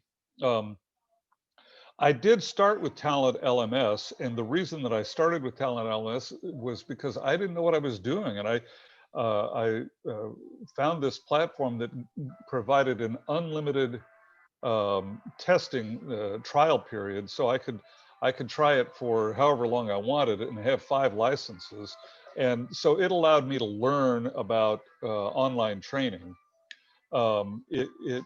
it had some downsides to it, the lack of flexibility, and also the proprietary nature of it. But it did allow me to learn about it, and so that was a big benefit. With self-hosted, I'm using the same platform that Linda is. I'm using LearnDash running on WordPress. And the benefits are tremendous flexibility. It's an open platform. There's nothing proprietary about it. But the downside is huge, and you have to manage it or pay someone to manage it. There's a great deal of complexity involved in it, and it is not for someone who is non-technical. I'm technical, and it's overwhelming to me at times. And I'm actually on the verge of hiring somebody. One of the people I'm going to talk to is also Linda's person to help with some of the management issues. So that's a big consideration. If you're just getting started, you may want to think about going with something like Kajabi or Knowledge Link or one of the hosted platforms. Linda didn't get into protecting content, and I want to just touch on it. You cannot protect your content 100%. There's no way that you can keep a bad guy from getting in and getting your content. So what you want to do is find ways to build your content so that even if somebody steals it, it's still going, you're still going to get the credit for it. And you also want to add value that they can't. And Linda has interaction with her learners, and I do too, although mine is a little different. We'll talk about that in more detail in a few minutes, but I will interact with them through commenting on each of the lessons. And I've enabled LearnDash, or actually it's WordPress comments on each of the lessons, so somebody can leave a comment, and I get a notification on my phone whenever somebody leaves a comment, and I always respond to every comment. And I don't find it overwhelming, although there are times where I'm pretty busy doing it. But I've had feedback from people saying, wow, I can't believe you responded so fast. And somebody said, he's actually reading our comments. So it's a really important thing to be able to do that. And that's something that the poachers can't do. They can't respond the way you do. So I would not worry a whole lot about protecting the content. Do what you can. I use Vimeo to host my videos, and one of the things with the Vimeo Pro, which is $84 a year, is that it allows me to restrict where the videos can be embedded. So even though you might be able to get the link, if you don't have a domain that I've allowed, then you wouldn't be able to embed it. And that's just a simple thing to consider. I think this is critically important, and Linda talked about it quite a bit. You may think your instructions are clear, but trust me, they're not. And so you want to test your instructions on staff and friends. Check your emails, your automated emails that go out when somebody enrolls or somebody becomes, Linda calls them registrars, I call them group leaders, but to make certain that they're accurate and easy to understand. I've been shocked at how much people don't understand what I said in the instructions. Linda addressed this a little bit, but I do a different type of a hybrid program than what Linda does. So you can sign up for my courses and just take them online. But if you're a group, let's say you've got 10 or 20 people for training, you can also have me do a keynote kickoff at the very beginning, and then I'll come back in at the end after everybody's completed the on-demand training and do a 15 to 20 minute commencement address. And these are done live via Zoom, and they're highly interactive. I use a tool called Mentimeter for the interaction. The thing that's interesting about this is that I don't charge any extra for it, but it does help me close deals, and people are really excited about it. And it's much like just a standard keynote with the interaction, and that's a way to kick it off. And then they do the training, and then we come back and do the commencement at the end. One of the challenges that you'll run into with online training is the learning modalities and addressing them, and specifically the kinesthetic learning modality. Auditory and visual, it's not so difficult, but to have them be able to feel the training is a little more difficult. What I've tried to incorporate is commenting and some thought exercises so that they pull back from the training and they answer questions themselves and think about how they would respond to various situations. But I don't give them feedback on that unless they leave a comment.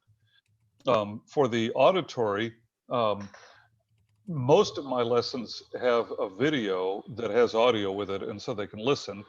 For the visual, if they want to watch it, obviously there's a video with it as well. But then there's also a transcript that goes underneath each of the videos so that if they prefer to read, they can. And the feedback that I've gotten in the past was that sometimes people would complain about too much reading. Sometimes people would complain about not enough. And so I started trying to make sure that every lesson has both video and reading with it. I still have more work to do on that, but I'm gradually getting that done. I know I'm just kind of hitting you guys with a bunch of seemingly random thoughts, but Linda did such a great job of covering what she covered that I'm trying to fill in some of the blanks and talk about how I do things a little differently. One of the other things that Linda mentioned was scalability, and I want to just address making your business scalable in addition to your LMS. And I've noticed with a lot of beginning speakers that they don't treat their business like a business, and they maybe keep their records in Quicken. And Linda, please jump in and correct me on this, but I have been told by my CPAs to just use QuickBooks and don't worry about anything else. Is that also your advice?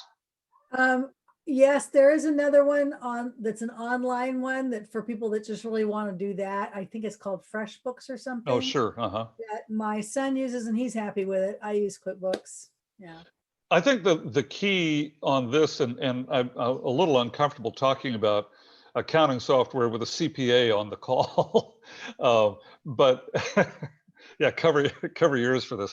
It seems to me that the key on this is that you're using professional accounting software, whether it's FreshBooks or QuickBooks or Peachtree Accounting or something, but that you're using something other than Quicken. And do you have a CPA who can answer your questions and keep you out of trouble? And when I hired my CPA 20 years ago to help me with my business, I said to him, I said, your main job is to keep me out of federal prison, because left to my own devices, not that I would be dishonest, I wouldn't dream of being dishonest, but I would be so clumsy in what I would do. As far as accounting, I don't understand generally accepted accounting principles. I don't understand tax law. And so I got a CPA to keep me on the straight and narrow. And the other thing that I was thinking about is, are you training a VA on your systems? Do you have a VA, a virtual assistant, who understands how you work, who understands what your objectives are, and who can help you on the systems that you have? And I have a VA right now, but I don't think she's quite right for backing me up on customer support like Linda was talking about. So I'm actually talking with Linda's assistant on Monday about the possibility of doing that with me as well, so that she's there as I'm growing my business. Let me jump in real quick. Yeah, please. One of the things that that Jade, the person he's talking to, does for me is not only is she going to back me up on this, but I have written procedures, but some of those I wrote a long time ago, and then what was written never got changed. So if we really needed somebody to step in, I'm thinking I've got stuff in writing, but is it even accurate? So we're actually going to have her also, everything I ask her to do, she's going to open my procedure and go, could I even follow this? And actually, that's a great point. Those written procedures so that we're more confident again that that if something happens that somebody needs to step in, that it would be easier to do. Yeah, and I think that it's really important to think about what happens if I'm not available. What happens if I have to go in for surgery and I'm out of commission for a couple of weeks? What happens if your assistant has to be out of commission for a couple of weeks? Do you have everything documented so that you can maintain the continuity of the business? That's a great point. Thank you, Linda. This is a screen capture, and I'm actually going to show you this. So I'm going to skip over this, but the importance of allowing commenting was a way that I was able to get interaction in the training. And then finally, learner feedback. And Alan Weiss he calls these smile sheets, and he says, don't pay any attention to them. I get what he's saying, that there's a limit to the value of the feedback that you get, because frankly, you get an awful lot of pats on the back and people saying you're great. And, you know, every now and then you get somebody who doesn't like you, being the misguided souls that they are. But often you don't get actionable feedback, but every now and then you'll get some piece of actionable feedback that you can use to make a difference to improve your product. And maybe because they're going through the training, you'll get a piece of feedback in the evaluations that covers something that you never thought of. And so I use SurveyMonkey, but Gravity Forms is another one, or some of the proprietary platforms have embedded feedback. But make certain that you take a look at it, and you don't have to look at it all the time. I mean, I go through mine maybe once a month or so. But it's a great way to get feedback and to learn what people are thinking, and if you've overlooked anything. So that's what I've got for the PowerPoint. I want to go over a couple of notes that I had made myself just as Linda was talking, and then I'm going to go in and show you some of the two websites that I've set up. I think it's important to think about, what is your reason? Why are you thinking about doing online training? And for example, in my case, it was because I was being pushed by a client, so that's a legitimate reason, and because I wanted to be able to deliver the content even if I wasn't physically able to do it, which I think is another reason. But if you simply are thinking, well, I've got these PowerPoint slides and I'll just turn them into online content, that's probably not going to work. Because people will see right through it, and it's not going to create a great experience. So think about your reasons. Think about your goals. What's your long game? What are you wanting to do long term in with your online training? And what is your hope? Linda mentioned that she's separated hers so that she could maybe sell it, and I've had the exact same thought. So I have DonCrawley.com, which is my speaker website, but I also have CompassionateGeek.com, which is my online learning, and I'm trying to divorce myself as much as I can, while still, you know, I'm still the product, so that if at some point down the road I decide I want to, maybe I could sell it and you know, take that money and go to Olympia and hang out with Linda. That's right, go kayaking. So let's go ahead and let me bring up, hang on a sec here. I'm going to have to stop this share and then start a different one. Hey, Aaron. All right, so let's go take a look. You may hear a coonhound howl here in a minute, by the way. I'll just give you a heads up on that. All right, so let's start with the proprietary system that I started with, and this is Talent LMS. And let me go back to home. See this. I'll log out, take in the whole way in. I'll log out, he says with confidence. There it goes. All right, so this is the proprietary system, and if you log in,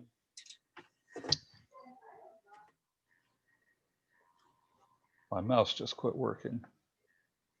Yep.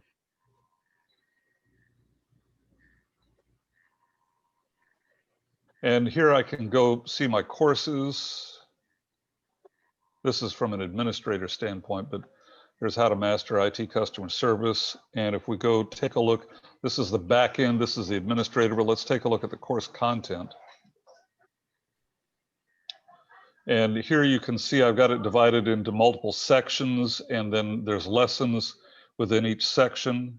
Some people refer to those as modules, and I chose sections just because that was how we started the live training years ago. So You can see there's a total of 8 different sections and multiple lessons within each one. Some of them incorporate video, some of them incorporate reading, and now on the newer platform, there's way more video than there was on this one. And if you take a look, here's an activity.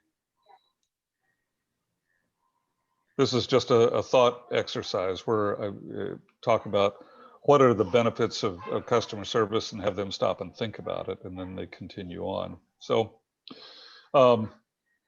what I found with this particular platform and what made me want to get off of it was that it didn't allow me to have an easy to use system where a registrar, as Linda calls it, or a group leader, as I call it, was able to come in and manage their learners. It required a lot of intervention on our part. And again, I was looking for a way to automate as much as I could so that I didn't have to deal with it. So we stayed with this for about a year and a half, and then got off of it and instead switched to the LearnDash running under WordPress. So I'm assuming everybody can see the Compassionate Geek website now that says on-demand customer service training for IT professionals. Got it? Okay. All right. So this is our new platform, and it's been active for about a year, and we actually migrated everybody off of the old platform last spring to the new one. And it's a lot like Linda's. They're different programs, and one of the things that Linda talked about was pricing, and you can see my pricing is considerably different from hers, and you've got to figure out your own pricing model based on your market, your customers, the amount of work that you put into it. In this particular case, I've got one that's priced at $2.99 and the other two are at $49. The one that's at $2.99 is about 6 hours of training, and these are each about 1 hour of training. So that was the rationale that I used in making those decisions. And you can sign up as either a single enrollment or a group enrollment, and I won't walk you through all of that because you don't need to see it. But like Linda, if you're interested in taking this course, just send me an email, don@doncrawley.com, and I'll be happy to give you an enrollment so that you can go through the process. And what I'll do is I'll give you a coupon code so you can actually go through the whole process as though you were paying, but the coupon will be good for a free enrollment. So let's go in and take a look at this one.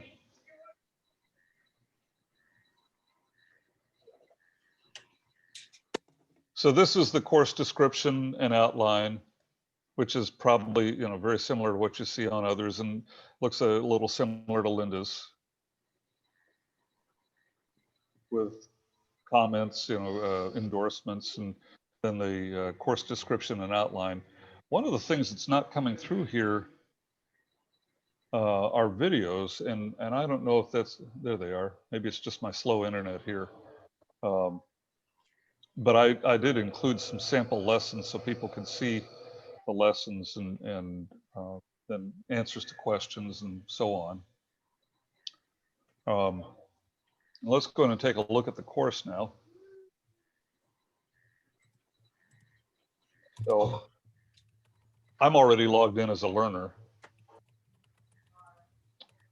And here you can see the 4 courses that I'm enrolled in, 3 of which I've completed. And like Linda mentioned, you can get a certificate. So I'll just show you that now, even though that would come at the end, obviously. But this certificate is generated by LearnDash. And Linda, yours is generated by Infusionsoft, is that right? No, actually it is generated by LearnDash. It's tagged by Infusionsoft so they know what we did. Got it. It's one of LearnDash's certificates. So what's interesting about this certificate is that my name and the course name and the completion date are all tags that go into the template. So this certificate in its raw form looks the same for each of the courses, and it just has tags that are automatically filled in. And it's a PDF that they can download, and it's available for them for a period of time after they complete the course. So let's go take a look at the course. So here's the Customer Service Secrets of Successful IT Pros. And once again, they can download a certificate. This changes based on who's logged in. And here are each of the modules. And I want to show you one that has commenting. So here's an example, one with characteristics of customer service heroes and villains. So here you can see at the top, there's a brief reading, thinking about the customer service heroes and villains. Leave a comment describing the characteristics of heroes and characteristics of villains. And they do a pretty good job of leaving comments, and you can see here where I respond to each of them. I probably miss a few, but generally speaking, I'm pretty good about responding to each of the comments. And every now and then they'll actually engage in conversation with me. And again, as I mentioned before, they seem to be blown away when they get a quick response. And it's a matter of typing something quick on my phone, and it leaves them with a positive impression. So that's the commenting. And then I also want to show you. Let's go back.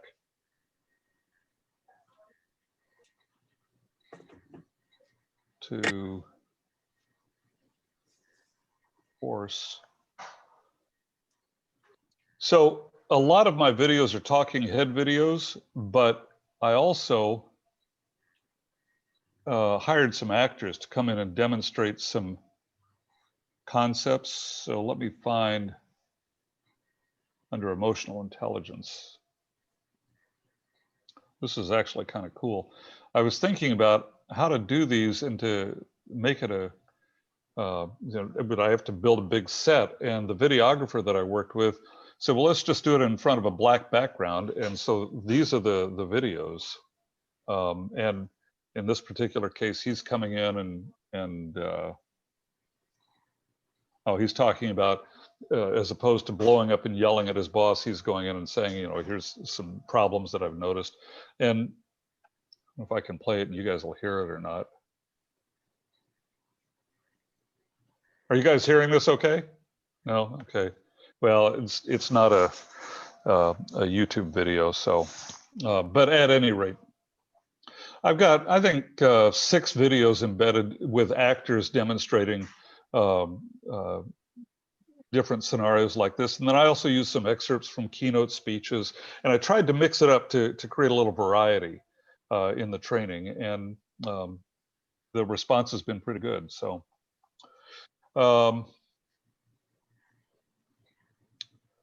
And then at the end of each section, there's also a test, a quiz. And as Linda mentioned, I require them to get 100% on each quiz. And the reason for that is it's the Khan Academy learning model. Let me bring up a quiz so you can see it. The idea is that they have to master. What the heck?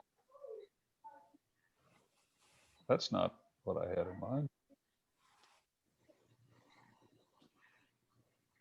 This is why you never do these things live, these demos live. Except with your good friends. That's right. Yeah, that's exactly right. Right. Yeah. Okay. Here, let's do this one.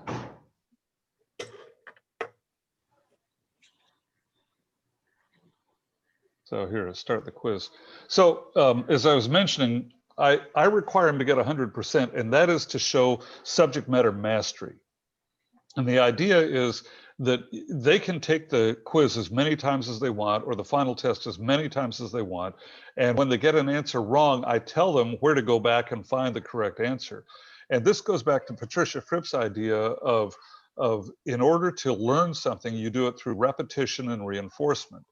And so rather than say 80% is good enough for my purposes here, I wanted to say, you know what, if you don't get it right, then I want you to go back and review whatever it was that you didn't get right, and to try to understand why I believe differently from the way you do. And occasionally I'll get feedback from people who disagree, and then we have a discussion. And so far nobody's been belligerent about it, but there's opportunity to have those discussions. So with this is sorting and matching. So I was working to upgrade your technical skills. You'd match that to deep technical competence, being So a you're good gonna try to listener. get it right, Don?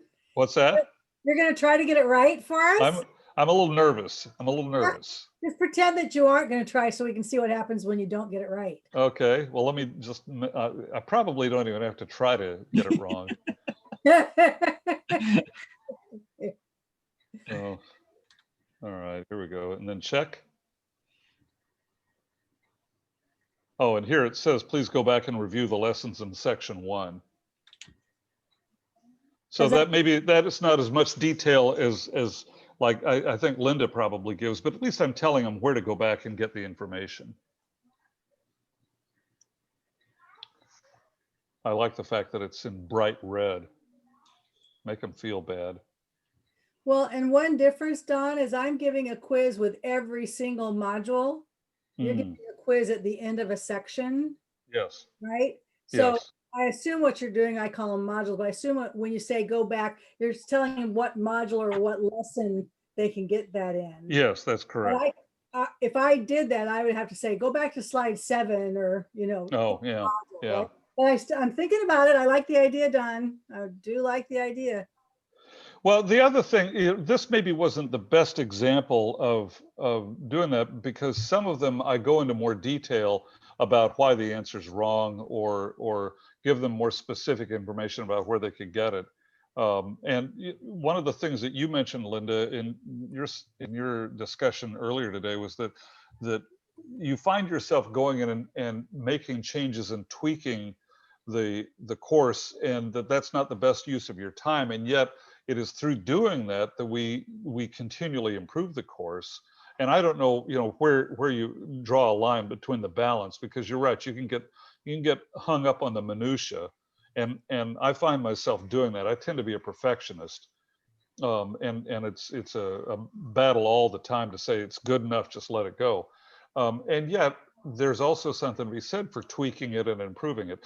And just like right now, I'm making a mental note, go in and maybe I can give them a little better feedback than what I did there. So I don't think that there's an absolute answer, but it's something to work on.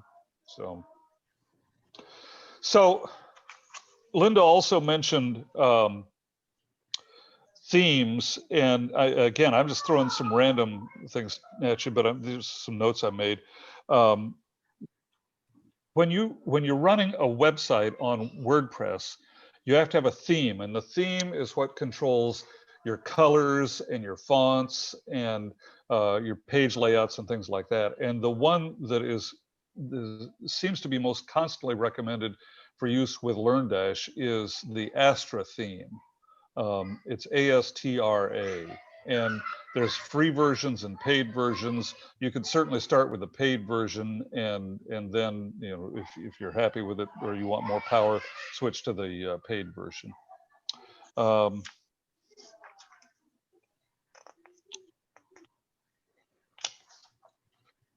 We talked about quizzes getting 100%. We talked about protecting comment. We talked about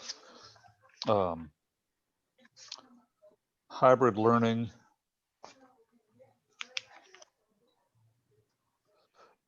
The thing that I have learned and was a gotcha for me, I'm basically really lazy.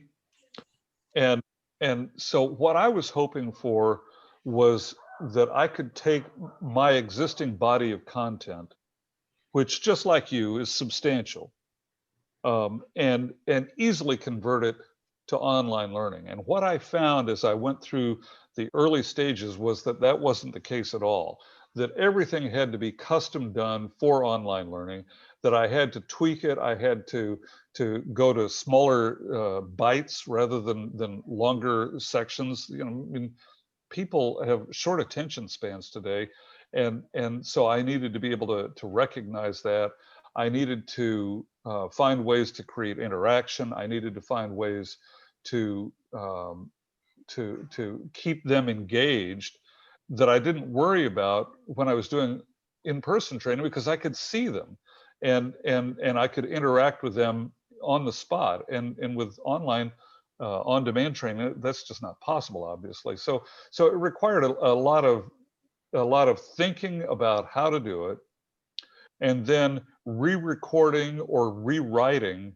Well, not even re-recording, because I had to record pretty much everything from scratch, but rewriting all of the content to make it make sense within the context of the online environment. And so my question for you is, are you willing to make that kind of a commitment?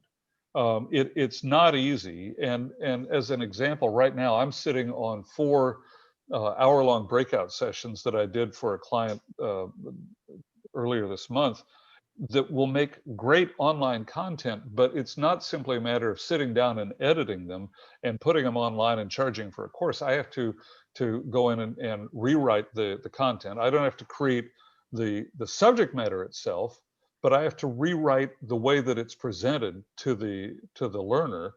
And then I have to incorporate quizzes, and I have to build the certificates, and I have to re-record it. So that means new videos. And it's a lot of work. And the question is, are you willing to make that kind of a commitment? And if you're not, then online learning probably isn't for you. But if you're willing to do that, then it can be pretty beneficial. Linda gave her numbers on performance and financial performance, and we're going to do about $60,000 in online revenue this year, and that's up from 40,000 last year. So I mean, it's real, and it's a significant amount of money. I mean, that's at least a week's worth of bourbon for me and a cigar.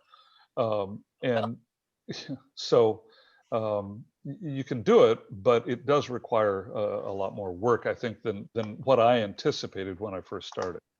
So I'm going to go ahead and stop the share, and we can go ahead and jump into the Q&A portion of the presentation now. So any questions or comments or thoughts, and speak for Linda. I know I'm saying we're happy to help in whatever way we can. Don, thank you. Linda, thank you. Folks, if you've got a question, I can certainly moderate the chat if you'd like to just type it in, but I know none of us are particularly shy, and all of us have a certain way with words. So please feel free to come off of mute. And I'm going to claim the privilege of the host, and I'm going to kick off the first question. The certificates that you offer, Don and Linda, I gather those are not affiliated with any organization that gives continuing education credit or something. This is, you'll forgive me the terminology, and perhaps you'll correct me with something you like more, but this is your own creation. This is, I've earned a certificate from the Linda Keith School or the Don Crowley School, but it is not something for which they're earning continuing professional education credits or anything like that. Linda, do you want to take that, and then I'll chime in? So most of the banking associations, the large ones, have this themselves.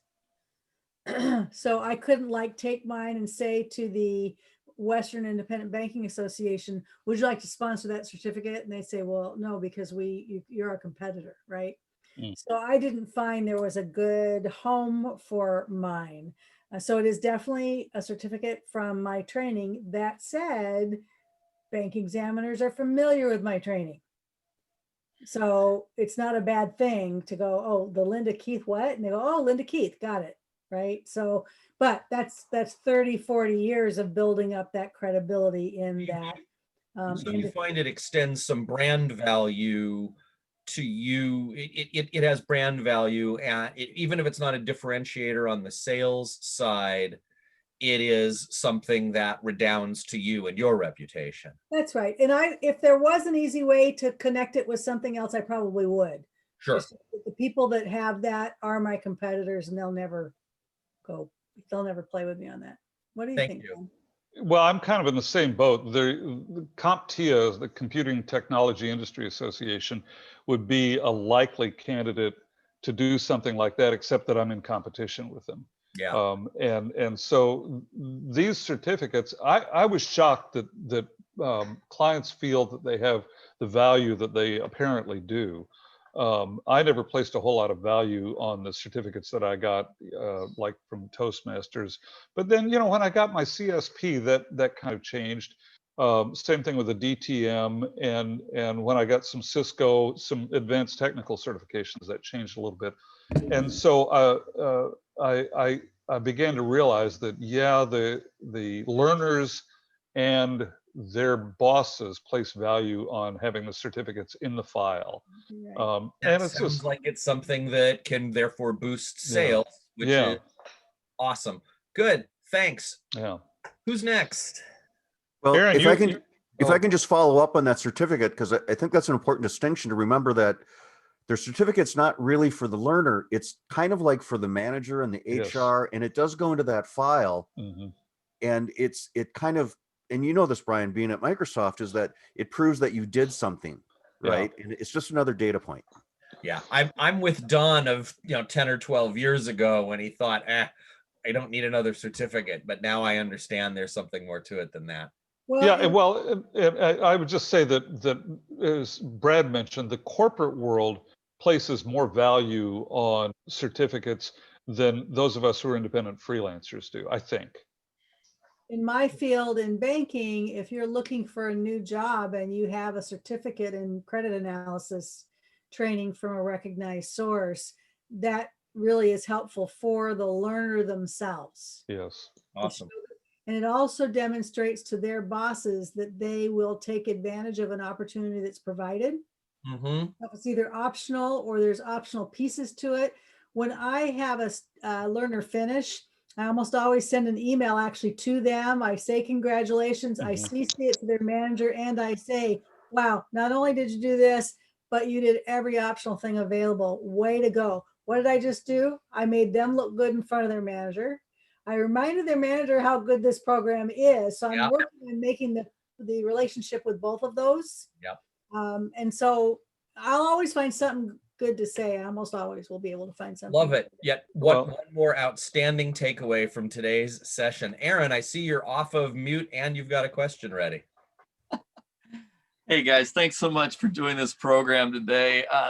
It's just great to see you guys at work here. And yeah, I was just curious, LearnDash, perhaps other sources, maybe a checklist for if you're going to do a course before you actually buy software and get involved. There's probably a lot that could be done even before connecting with any learning LMS system, just to help prepare what you might do. Is there like a checklist where somebody could go to find that sort of thing, or maybe from your own experience? I don't know if you developed one, but any I don't thoughts have along a those lines? checklist, but I did suggest that you go to Articulate and get that booklet on e-learning. Okay.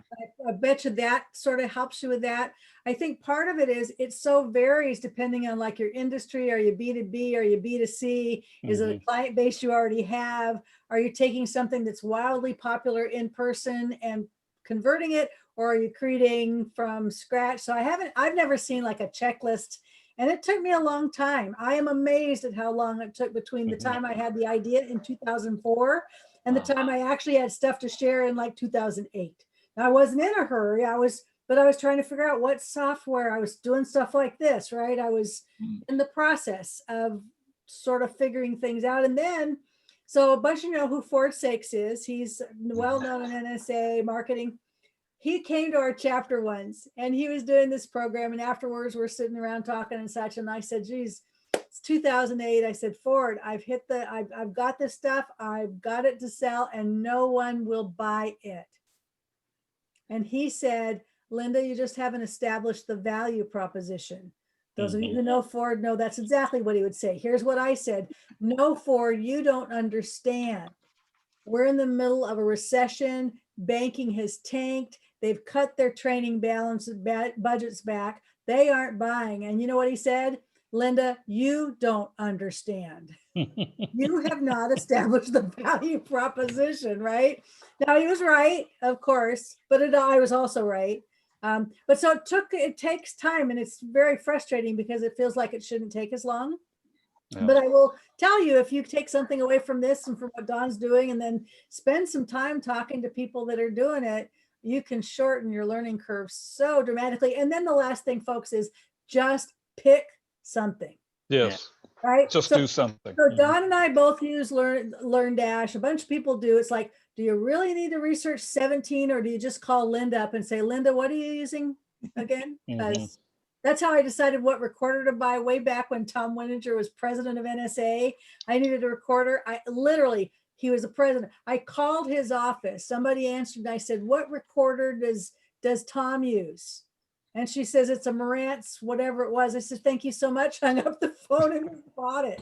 So you could spend too much time. Yeah.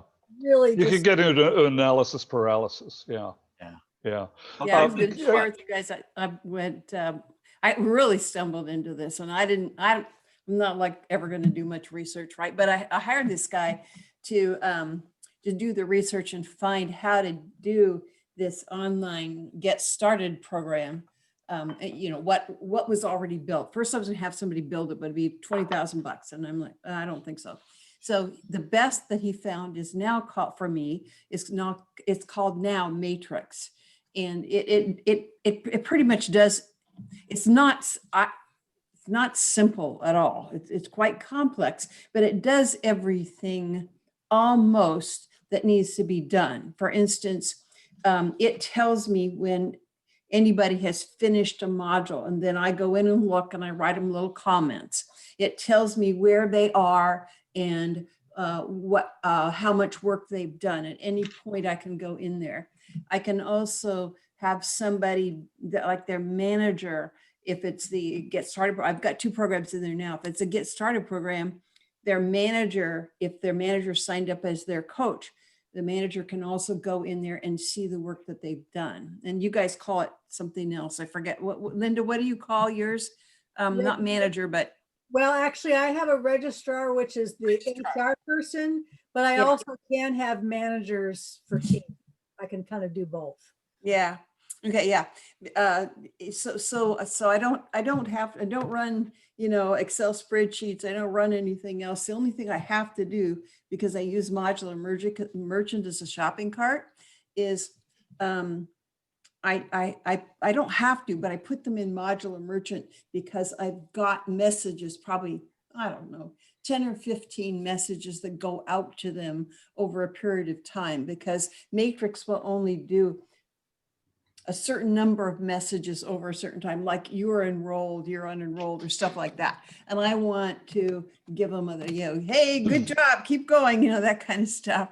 So that's why I also put them in there. But other than that, there's nowhere else I need to put them. And the surveys that I have are midpoint surveys and at the end, and they do those right in there as an assignment, you might say.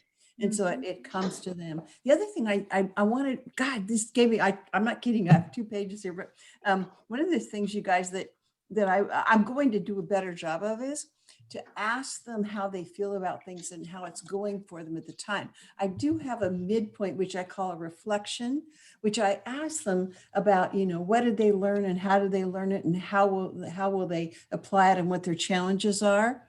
And I think I could do a lot more of that at different times. The other thing Matrix has that I haven't taken advantage of is it'll let them video themselves. And one person just did it without my asking.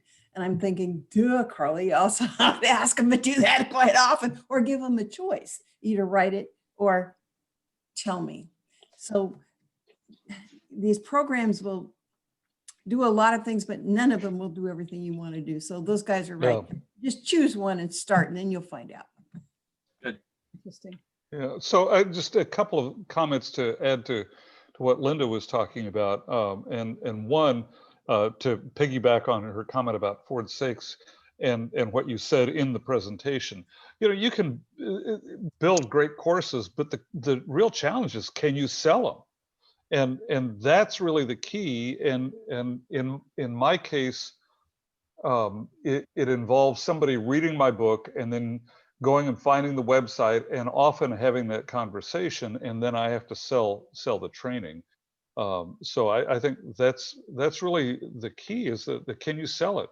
And a lot of people, if you go look at some of the more successful people at NSA, they have sold things, and as soon as they get the sale, then they develop whatever it is that they sold. And And that's not me. I mean, I have to develop it first and then sell it. But I think that really underscores the importance of selling. And then to go back to the question about which one do you choose, try one that gives you a decent trial, and find one that gives you a decent trial period, and then master it to the best of your ability during that trial period. And unless there's some compelling reason not to go with it, then that's the one you choose, I think. I'd like to talk about social proof Brad, you got your hand up. You're Well, next. actually, yeah, my little hand here, this makes it more interactive, I've discovered. And what's kind of cool is I can clap my hands like that. Go And I ahead. use this and people love this, right? I would expect nothing less from you, Brad. I think you have a new product, Brad. Are you going to sell them? Brand it. Put a brand on it. Yeah, I'll put a brand on it. I was thinking about that. But again, it's part of this whole thing where I think we have to get through the screen, if you will. And I think this is one of the great ways of getting through the screen. Yes. Yeah. Basically, I just had 2 clarification questions for you, Linda, in terms of just doing it. What was the name of the Articulate company? What was the full name? That is the name. Articulate. Articulate.com. Okay. And then what brand uninterruptible power supply are you using? Because you suddenly, that was like a shot, like, oh my God, I need one of those now. Yeah. It's an APC. It's 1500 volts. Yeah. Which is the highest one. It's personal as opposed to like a business one. Yep. But you plug it in and it acts both as a surge protector and a power supply. And you actually have like four of them are surge protector only, 4 are power supply only, and surge. And that way, not everything eats up your battery. I mean, I don't need my printers to be eating up the backup battery, right? Yep. But I do want the printers to have surge protection. Mhm. So right now I've got, again, laptop monitor. Seems like there's one other thing, and I'll get 189 minutes. And it'll tell you that. It's plugged into my computer, and it will tell me based on the voltage you're pulling, here's how long you would have. It has some alarms and other stuff, but mainly it'll get me through until I can. And fantastic. So I have a big 4-day thing coming up, and I'm like, oh my God, what do I do if it drops out of power? And it's sort of funny because in this business. Yeah. What? I said, it's so embarrassing to say, oh, yeah, I'm sorry. Yeah. Yeah. You never want to say that. No. It's funny as a speaker, some of the things that where you'd be crazy in the real world, like extreme paranoia, is perfect for this world. Mhm. Oh, goodness. Any other questions? I have a couple other things that have come up just from what all of you have been saying, but any questions at this point? Yeah, Alita. You're mute. I am not mute anymore. And of course, the one thing that I want to ask about or address is accessibility. And excuse me, I have to decline a FaceTime call from my daughter here all of a sudden. Anybody want to talk to Sarah? Have you come up with questions about accessibility? I know, Linda, you had touched on this a bit with your notes, but more and more this is becoming a big deal, and it is more and more actually becoming court cases. So questions of visibility for people with color blindness, for example, with hearing impairments, visual impairments. I could go on and on and on. Obviously, that could be a very long conversation. So the answer is yes. First of all, that was why I made sure the notes were there. So it was like I had the right idea. I just didn't quite realize we didn't get far enough. So I do think we all need to think about that. The other thing is recently I took all my handouts and made them fillable PDFs. But when I had her do it, I had her change any green text to a different color because green is not easily seen by colorblind people. So I think, yeah. So it being aware of it, first of all, and Elisa, how would we even know these things? It was my sister, who's the instructional designer, who said, wait a minute, you've got green print. Why is that? I didn't even stumble to that, right? Mm-hmm. And then I didn't change it at the time, but as soon as I was messing with them anyway, I changed it. Now it is true that if somebody buys onesies, twosies, it's not as, excuse me, easy to deal with. But if I have like my large bank put 47 people in, I do rely on them to say, oh, and by the way, this person has a visual impairment. What can we do for them? Once they tell me that, then I need to help solve whatever we could do. But I don't feel as responsible to ask all 47, by the way, does anybody have a problem? But Right. again, this one woman, she was in the big group and she quite a ways along before I ever knew she was not. And hers was actually not even a hearing problem. She was just in a location where she couldn't have. Hi, Coco. Yeah. So Lisa, what other good ideas do you have for us besides those? Well, one of the things I've been talking about quite a bit, and just did brought it up in a video I did for a client a couple days ago, is about a reasonable accommodation. And because you are selling enterprise level programs, that, and therefore it's an employer sponsored thing that the people attending, and so simply asking the client, who's the boss of the enterprise, is there anyone who will need accommodation, and how can we go about doing that? Because that could actually end up actually being a legal problem for the employer. So asking about reasonable accommodation to begin with is really helpful. That awareness of colorblindness is helpful. Also, any videos or any visual imagery, making sure that there's an alternative way to describe it. One of the things I tell people, if you have PowerPoint slides and you have pictures that communicate important, relevant information, that as you are speaking, you just mix in with what you're saying. So on the slide, we have, Bob is jumping off a rock and he's going to land on his face, or, whatever the picture is. And you describe that for anybody who might have visual impairments, or just somebody who doesn't happen to be looking at their screen. I mean, it's helpful for everybody. Well, and so as I'm listening to you, I'm thinking, well, I already say, here's what we'll need. We'll need their first name, last name, email address, manager, whatever. That would be the perfect place to add that sentence that says, and please let us know if there's anyone that needs accommodations for a disability or whatever. Easy to add that sentence, and now you've covered it, and you've opened that opportunity up for them to say, oh, really? You could help us with that? And, their HR department would love you for asking if there's anybody in need of a disability related accommodation. Yeah. Wow. I'm typing what you just said. Anybody? Cool.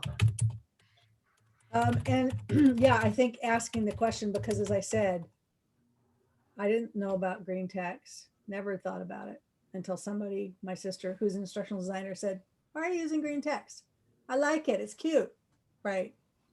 Not good enough. Great. Let me show you something real quick, because the smile show, go ahead, Karen. So I've been on these talks before, and people, groups, sometimes someone is actually selling a platform or demonstrating it or whatever. And I wrote in the chat about copyright, and Dawn, intellectual property, you get it. And so when you do sign up and you want to use an easy platform and you just want to plug and play, I know someone whose relative used one of those, and it was his content, his intellectual property. Took him 25 years to get it all figured out. He put it on a platform. The platform wasn't easy to use. He tried to leave and take his content, and they denied it to him. He had to sue them, spend a lot of money. IP lawyers are very expensive. And with IP law, law is 20 years behind reality. And so judges in courtrooms, you think you're getting your day in court, and you might be, but it's not going well. And so in terms of intellectual property, a lawsuit doesn't guarantee you'll get it back. IP lawyers are expensive, trials are important. I've had my intellectual property stolen twice. Someone stole a program I submitted as sort of a contest thing. But anyways, they stole my program, they made it happen. And it was an important program regarding people that were patients in hospitals and things like that. and another was written stuff. And I spent 10 years getting that all together. So when you pay for Kajabi or whatever you pay for, you can look at the form they want you to sign. The form is, 10 pages long. And somewhere embedded in that form is terms are going to change as needed. And so you want to be very careful. There are IP lawyers in Seattle that do handle authors and creative types. So just, I know I'm a downer for people, but I also know what it's like to get your intellectual property stolen. And it is, for some, it's really, really devastating. So Karen, the first thing is, as you pointed out, you've got to read the document, and I don't care how many pages it is, because way too many people, especially the one that I shared with you that I spotted in the contract that, and I read that and I said to her, whoa, don't sign this. And she says, oh, but a bunch of NSA people are using this. I said, yeah, a bunch of them didn't read the darn contract. So I want to, let me add just really quickly though. Sometimes the contract has the clause which says terms are subject to change. So be very careful. I just wanted to make that point. Sorry, Linda. No, it's a perfect point, Karen. That's a great point. Agree with you. Yeah. And the other thing I'd say to piggyback, Karen, is even when you read it, somebody can steal your stuff. And you are stuck with, the legal system. So we can't do too much to try to protect our intellectual property and be aware of what we're doing. And that is why Don mentioned, I think, I've never put mine on somebody else's stuff. And that's part of the reason, Karen. I just don't want to have that argument. No. Russ Riddle also talks about the importance of and simplicity of copywriting your material, registering for copyrights. And he talks about that at great length in any of his NSA presentations. So that might be another thing to consider is actually registering for a copyright, not just putting the symbol on it. See, the registering of the copyright is the only thing you have to do. Copyright exists the moment you create something. You write a song, you write text, you write a book. Copyright is always there. Plus, I think it's now 20 years past your death. Registering the copyright gives you 3 treble damages, and registering copyright also gives you other things. It does cost a little bit of money, but it's really worth it. So please be very, I know how hard you all work, and I know how much you trust one another. And the fact that a lot of you are doing the same thing doesn't mean you're doing the thing that's best for you. I would also add, on every single PowerPoint slide, there's a footer with my copyright on it. And every single page of my handout, there's a footer with the copyright on it. So that, still somebody can steal something and take it off, but they know they're doing it, right? So you just need to make it really clear this is copyrighted. And you're right, Karen, I made it. It is copyrighted, but it's on there so that nobody, including my clients, can go, oh, I just thought we could copy this for all of our, thousands of employees. Yeah, right. I want to show you something just for fun. We were talking about smile sheets and evaluations. I got this idea at NSA because I was saying, how do I prove that somebody who's gone to my program, can make better loans? I mean, with sales, you can say, oh, sales are up by 10% because we did something, right? I was having trouble with how do I show that things are improved? Well, I went to, on my evaluation form, I went to a process where I asked them to rate themselves on a 1 to 10 scale before we start. When we're done, I asked them to rate themselves again and tell me why it changed. And I took that rating and showed that with this particular group of 13 people, it is self-assessed, but their self-rating increased by 31%. And then it included some of these bullet points. That's a use of an evaluation form that I think is real different than just feeling good about how you did. That's brilliant, Linda. Well, and that was an NSA friend. I wish I could remember who it was so I could give him credit. And he actually, we were at a convention and we did one of those little tables where you can talk to the expert. I'm presumably the expert. We're talking and he gave me this idea and I just went, okay, I just got my, but this is right on the front page of my website. And this is part of what helps to sell my program because, and it is based on something real, even though it's self-reported. So if you're using evaluations, think about how can you actually use them in a way that will be usable by you to demonstrate something. Okay. That's brilliant. Awesome. Yeah, I was really pleased to learn that one and I put it to use right away. Did you say something in the chat, Aaron, about how long we have? Because I have a question for Dawn. And Brian had to take off, so he handed the baton back.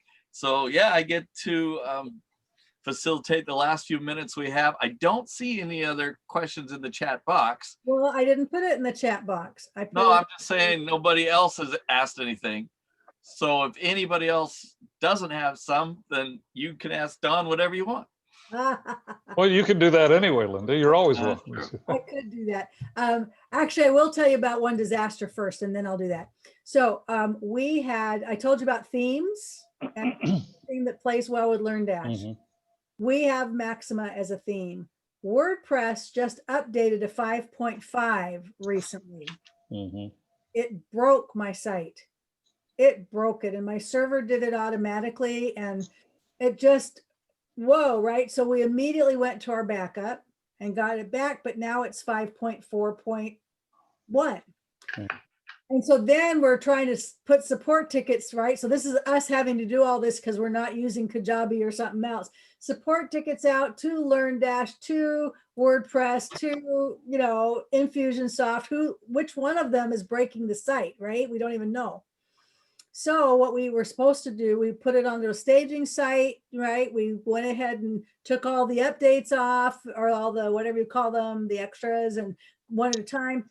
It looked fine. The minute we went live, it was broken still.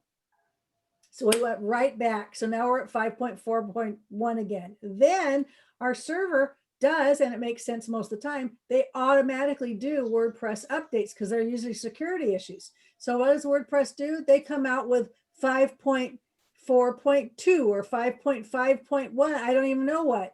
The minute they did, site broke. And we've got clients right on here. So we went back to SiteGround. We said, quit updating. They said, no, it's our security. We always update. We said, don't do it. It's breaking. And we are working on trying to figure out what's broken, but we can't have it broken while we figure this out. So we did finally get SiteGround to stop updating, which means I'm sitting there with a 5.4.1. It's not up to date. And we have to, at some weekend, when hopefully not as many people are on, we have to basically, because the staging site makes it look good and it doesn't. So we actually have to do this to our live site and go through, take everything off one at a time, change the theme, see if it matters. It's a disaster. So just an example of how if we were with somebody else, we would not be dealing with that. The question for you, Dawn, I know you have a speaker site. You also have this online training site. Your blog is on your learning site, not your speaker site. Maybe you have one in both places. My blog is on lindakeithcpa.com. My podcast is there too. That's where all the Google juice is from all those years. Linda's Online Training doesn't have that much. I'm thinking about pulling the blog over there, but how long would it take? And would I lose all my, so how did you decide that? And what should I do about putting blogs and other juice on the online training instead of on the speaker site? Well, I'm actually dealing with that. And so I have a blog on both sites. And the blog on compassionategeek.com is a new blog, and it's not really a blog in the traditional sense. It's not like a weblog where I'm writing my thoughts. It incorporates highly targeted, SEO optimized posts that are designed specifically to move traffic to the online learning. The blog on doncrawley.com is just what I'm thinking and want to rant about at any particular point in time. Okay. So the one on Compassionate Geek is much more strategic. the one on doncrawley.com, I mean, I still I use Yoast as a plugin on that to make certain that I'm optimizing it, but I'm less concerned with that on doncrawley.com than I am on Compassionate Geek, because I fully expect to be making way more money off of compassionategeek.com than doncrawley.com over the next year. So that'll be more strategic. Yeah, my Does it comes answer? from Linux CPA, and then they see the online and then they go there, but Yeah. I will eventually abandon Linux CPA. Who else? Anybody else have a thought on that? Okay. Tough decisions when you've got speaker site online, Yeah. you're not in the same place for a good reason, but now where's the money coming from? The Yeah. older I get, the less concerned I am with SEO on doncrawley.com, and the more concerned I am with telling people what I think because they need to know. And so awesome. Excellent. All righty. Well, that's all I got, guys. That was awesome. I'll be Same looking here. forward to get to the recording. And Gave we it all to you. yeah, we had a lot of people subscribe who I knew when they signed up would be looking forward to the recording as well. So thank you guys so much for being available today and for putting in this time and this preparation. And we know your time is valuable, and we appreciate so much that the service you give for the chapter and to all of the chapters in our alliance now. It's just an exciting time we have to be together. Have a wonderful weekend, everybody. Thank you again to Dawn and Linda for putting this on. Linda, especially, I know you headed it up, and bringing Dawn on board for it. Just amazing, exciting. I'm so excited that he would do it with me. I only found out about it 3 days ago through a glitch, which is why I'm the only one on the website. But he and I put this together in about 2 days. Cool. Okay, thanks again, everyone. Have a wonderful weekend. Au revoir. Ready? Au revoir.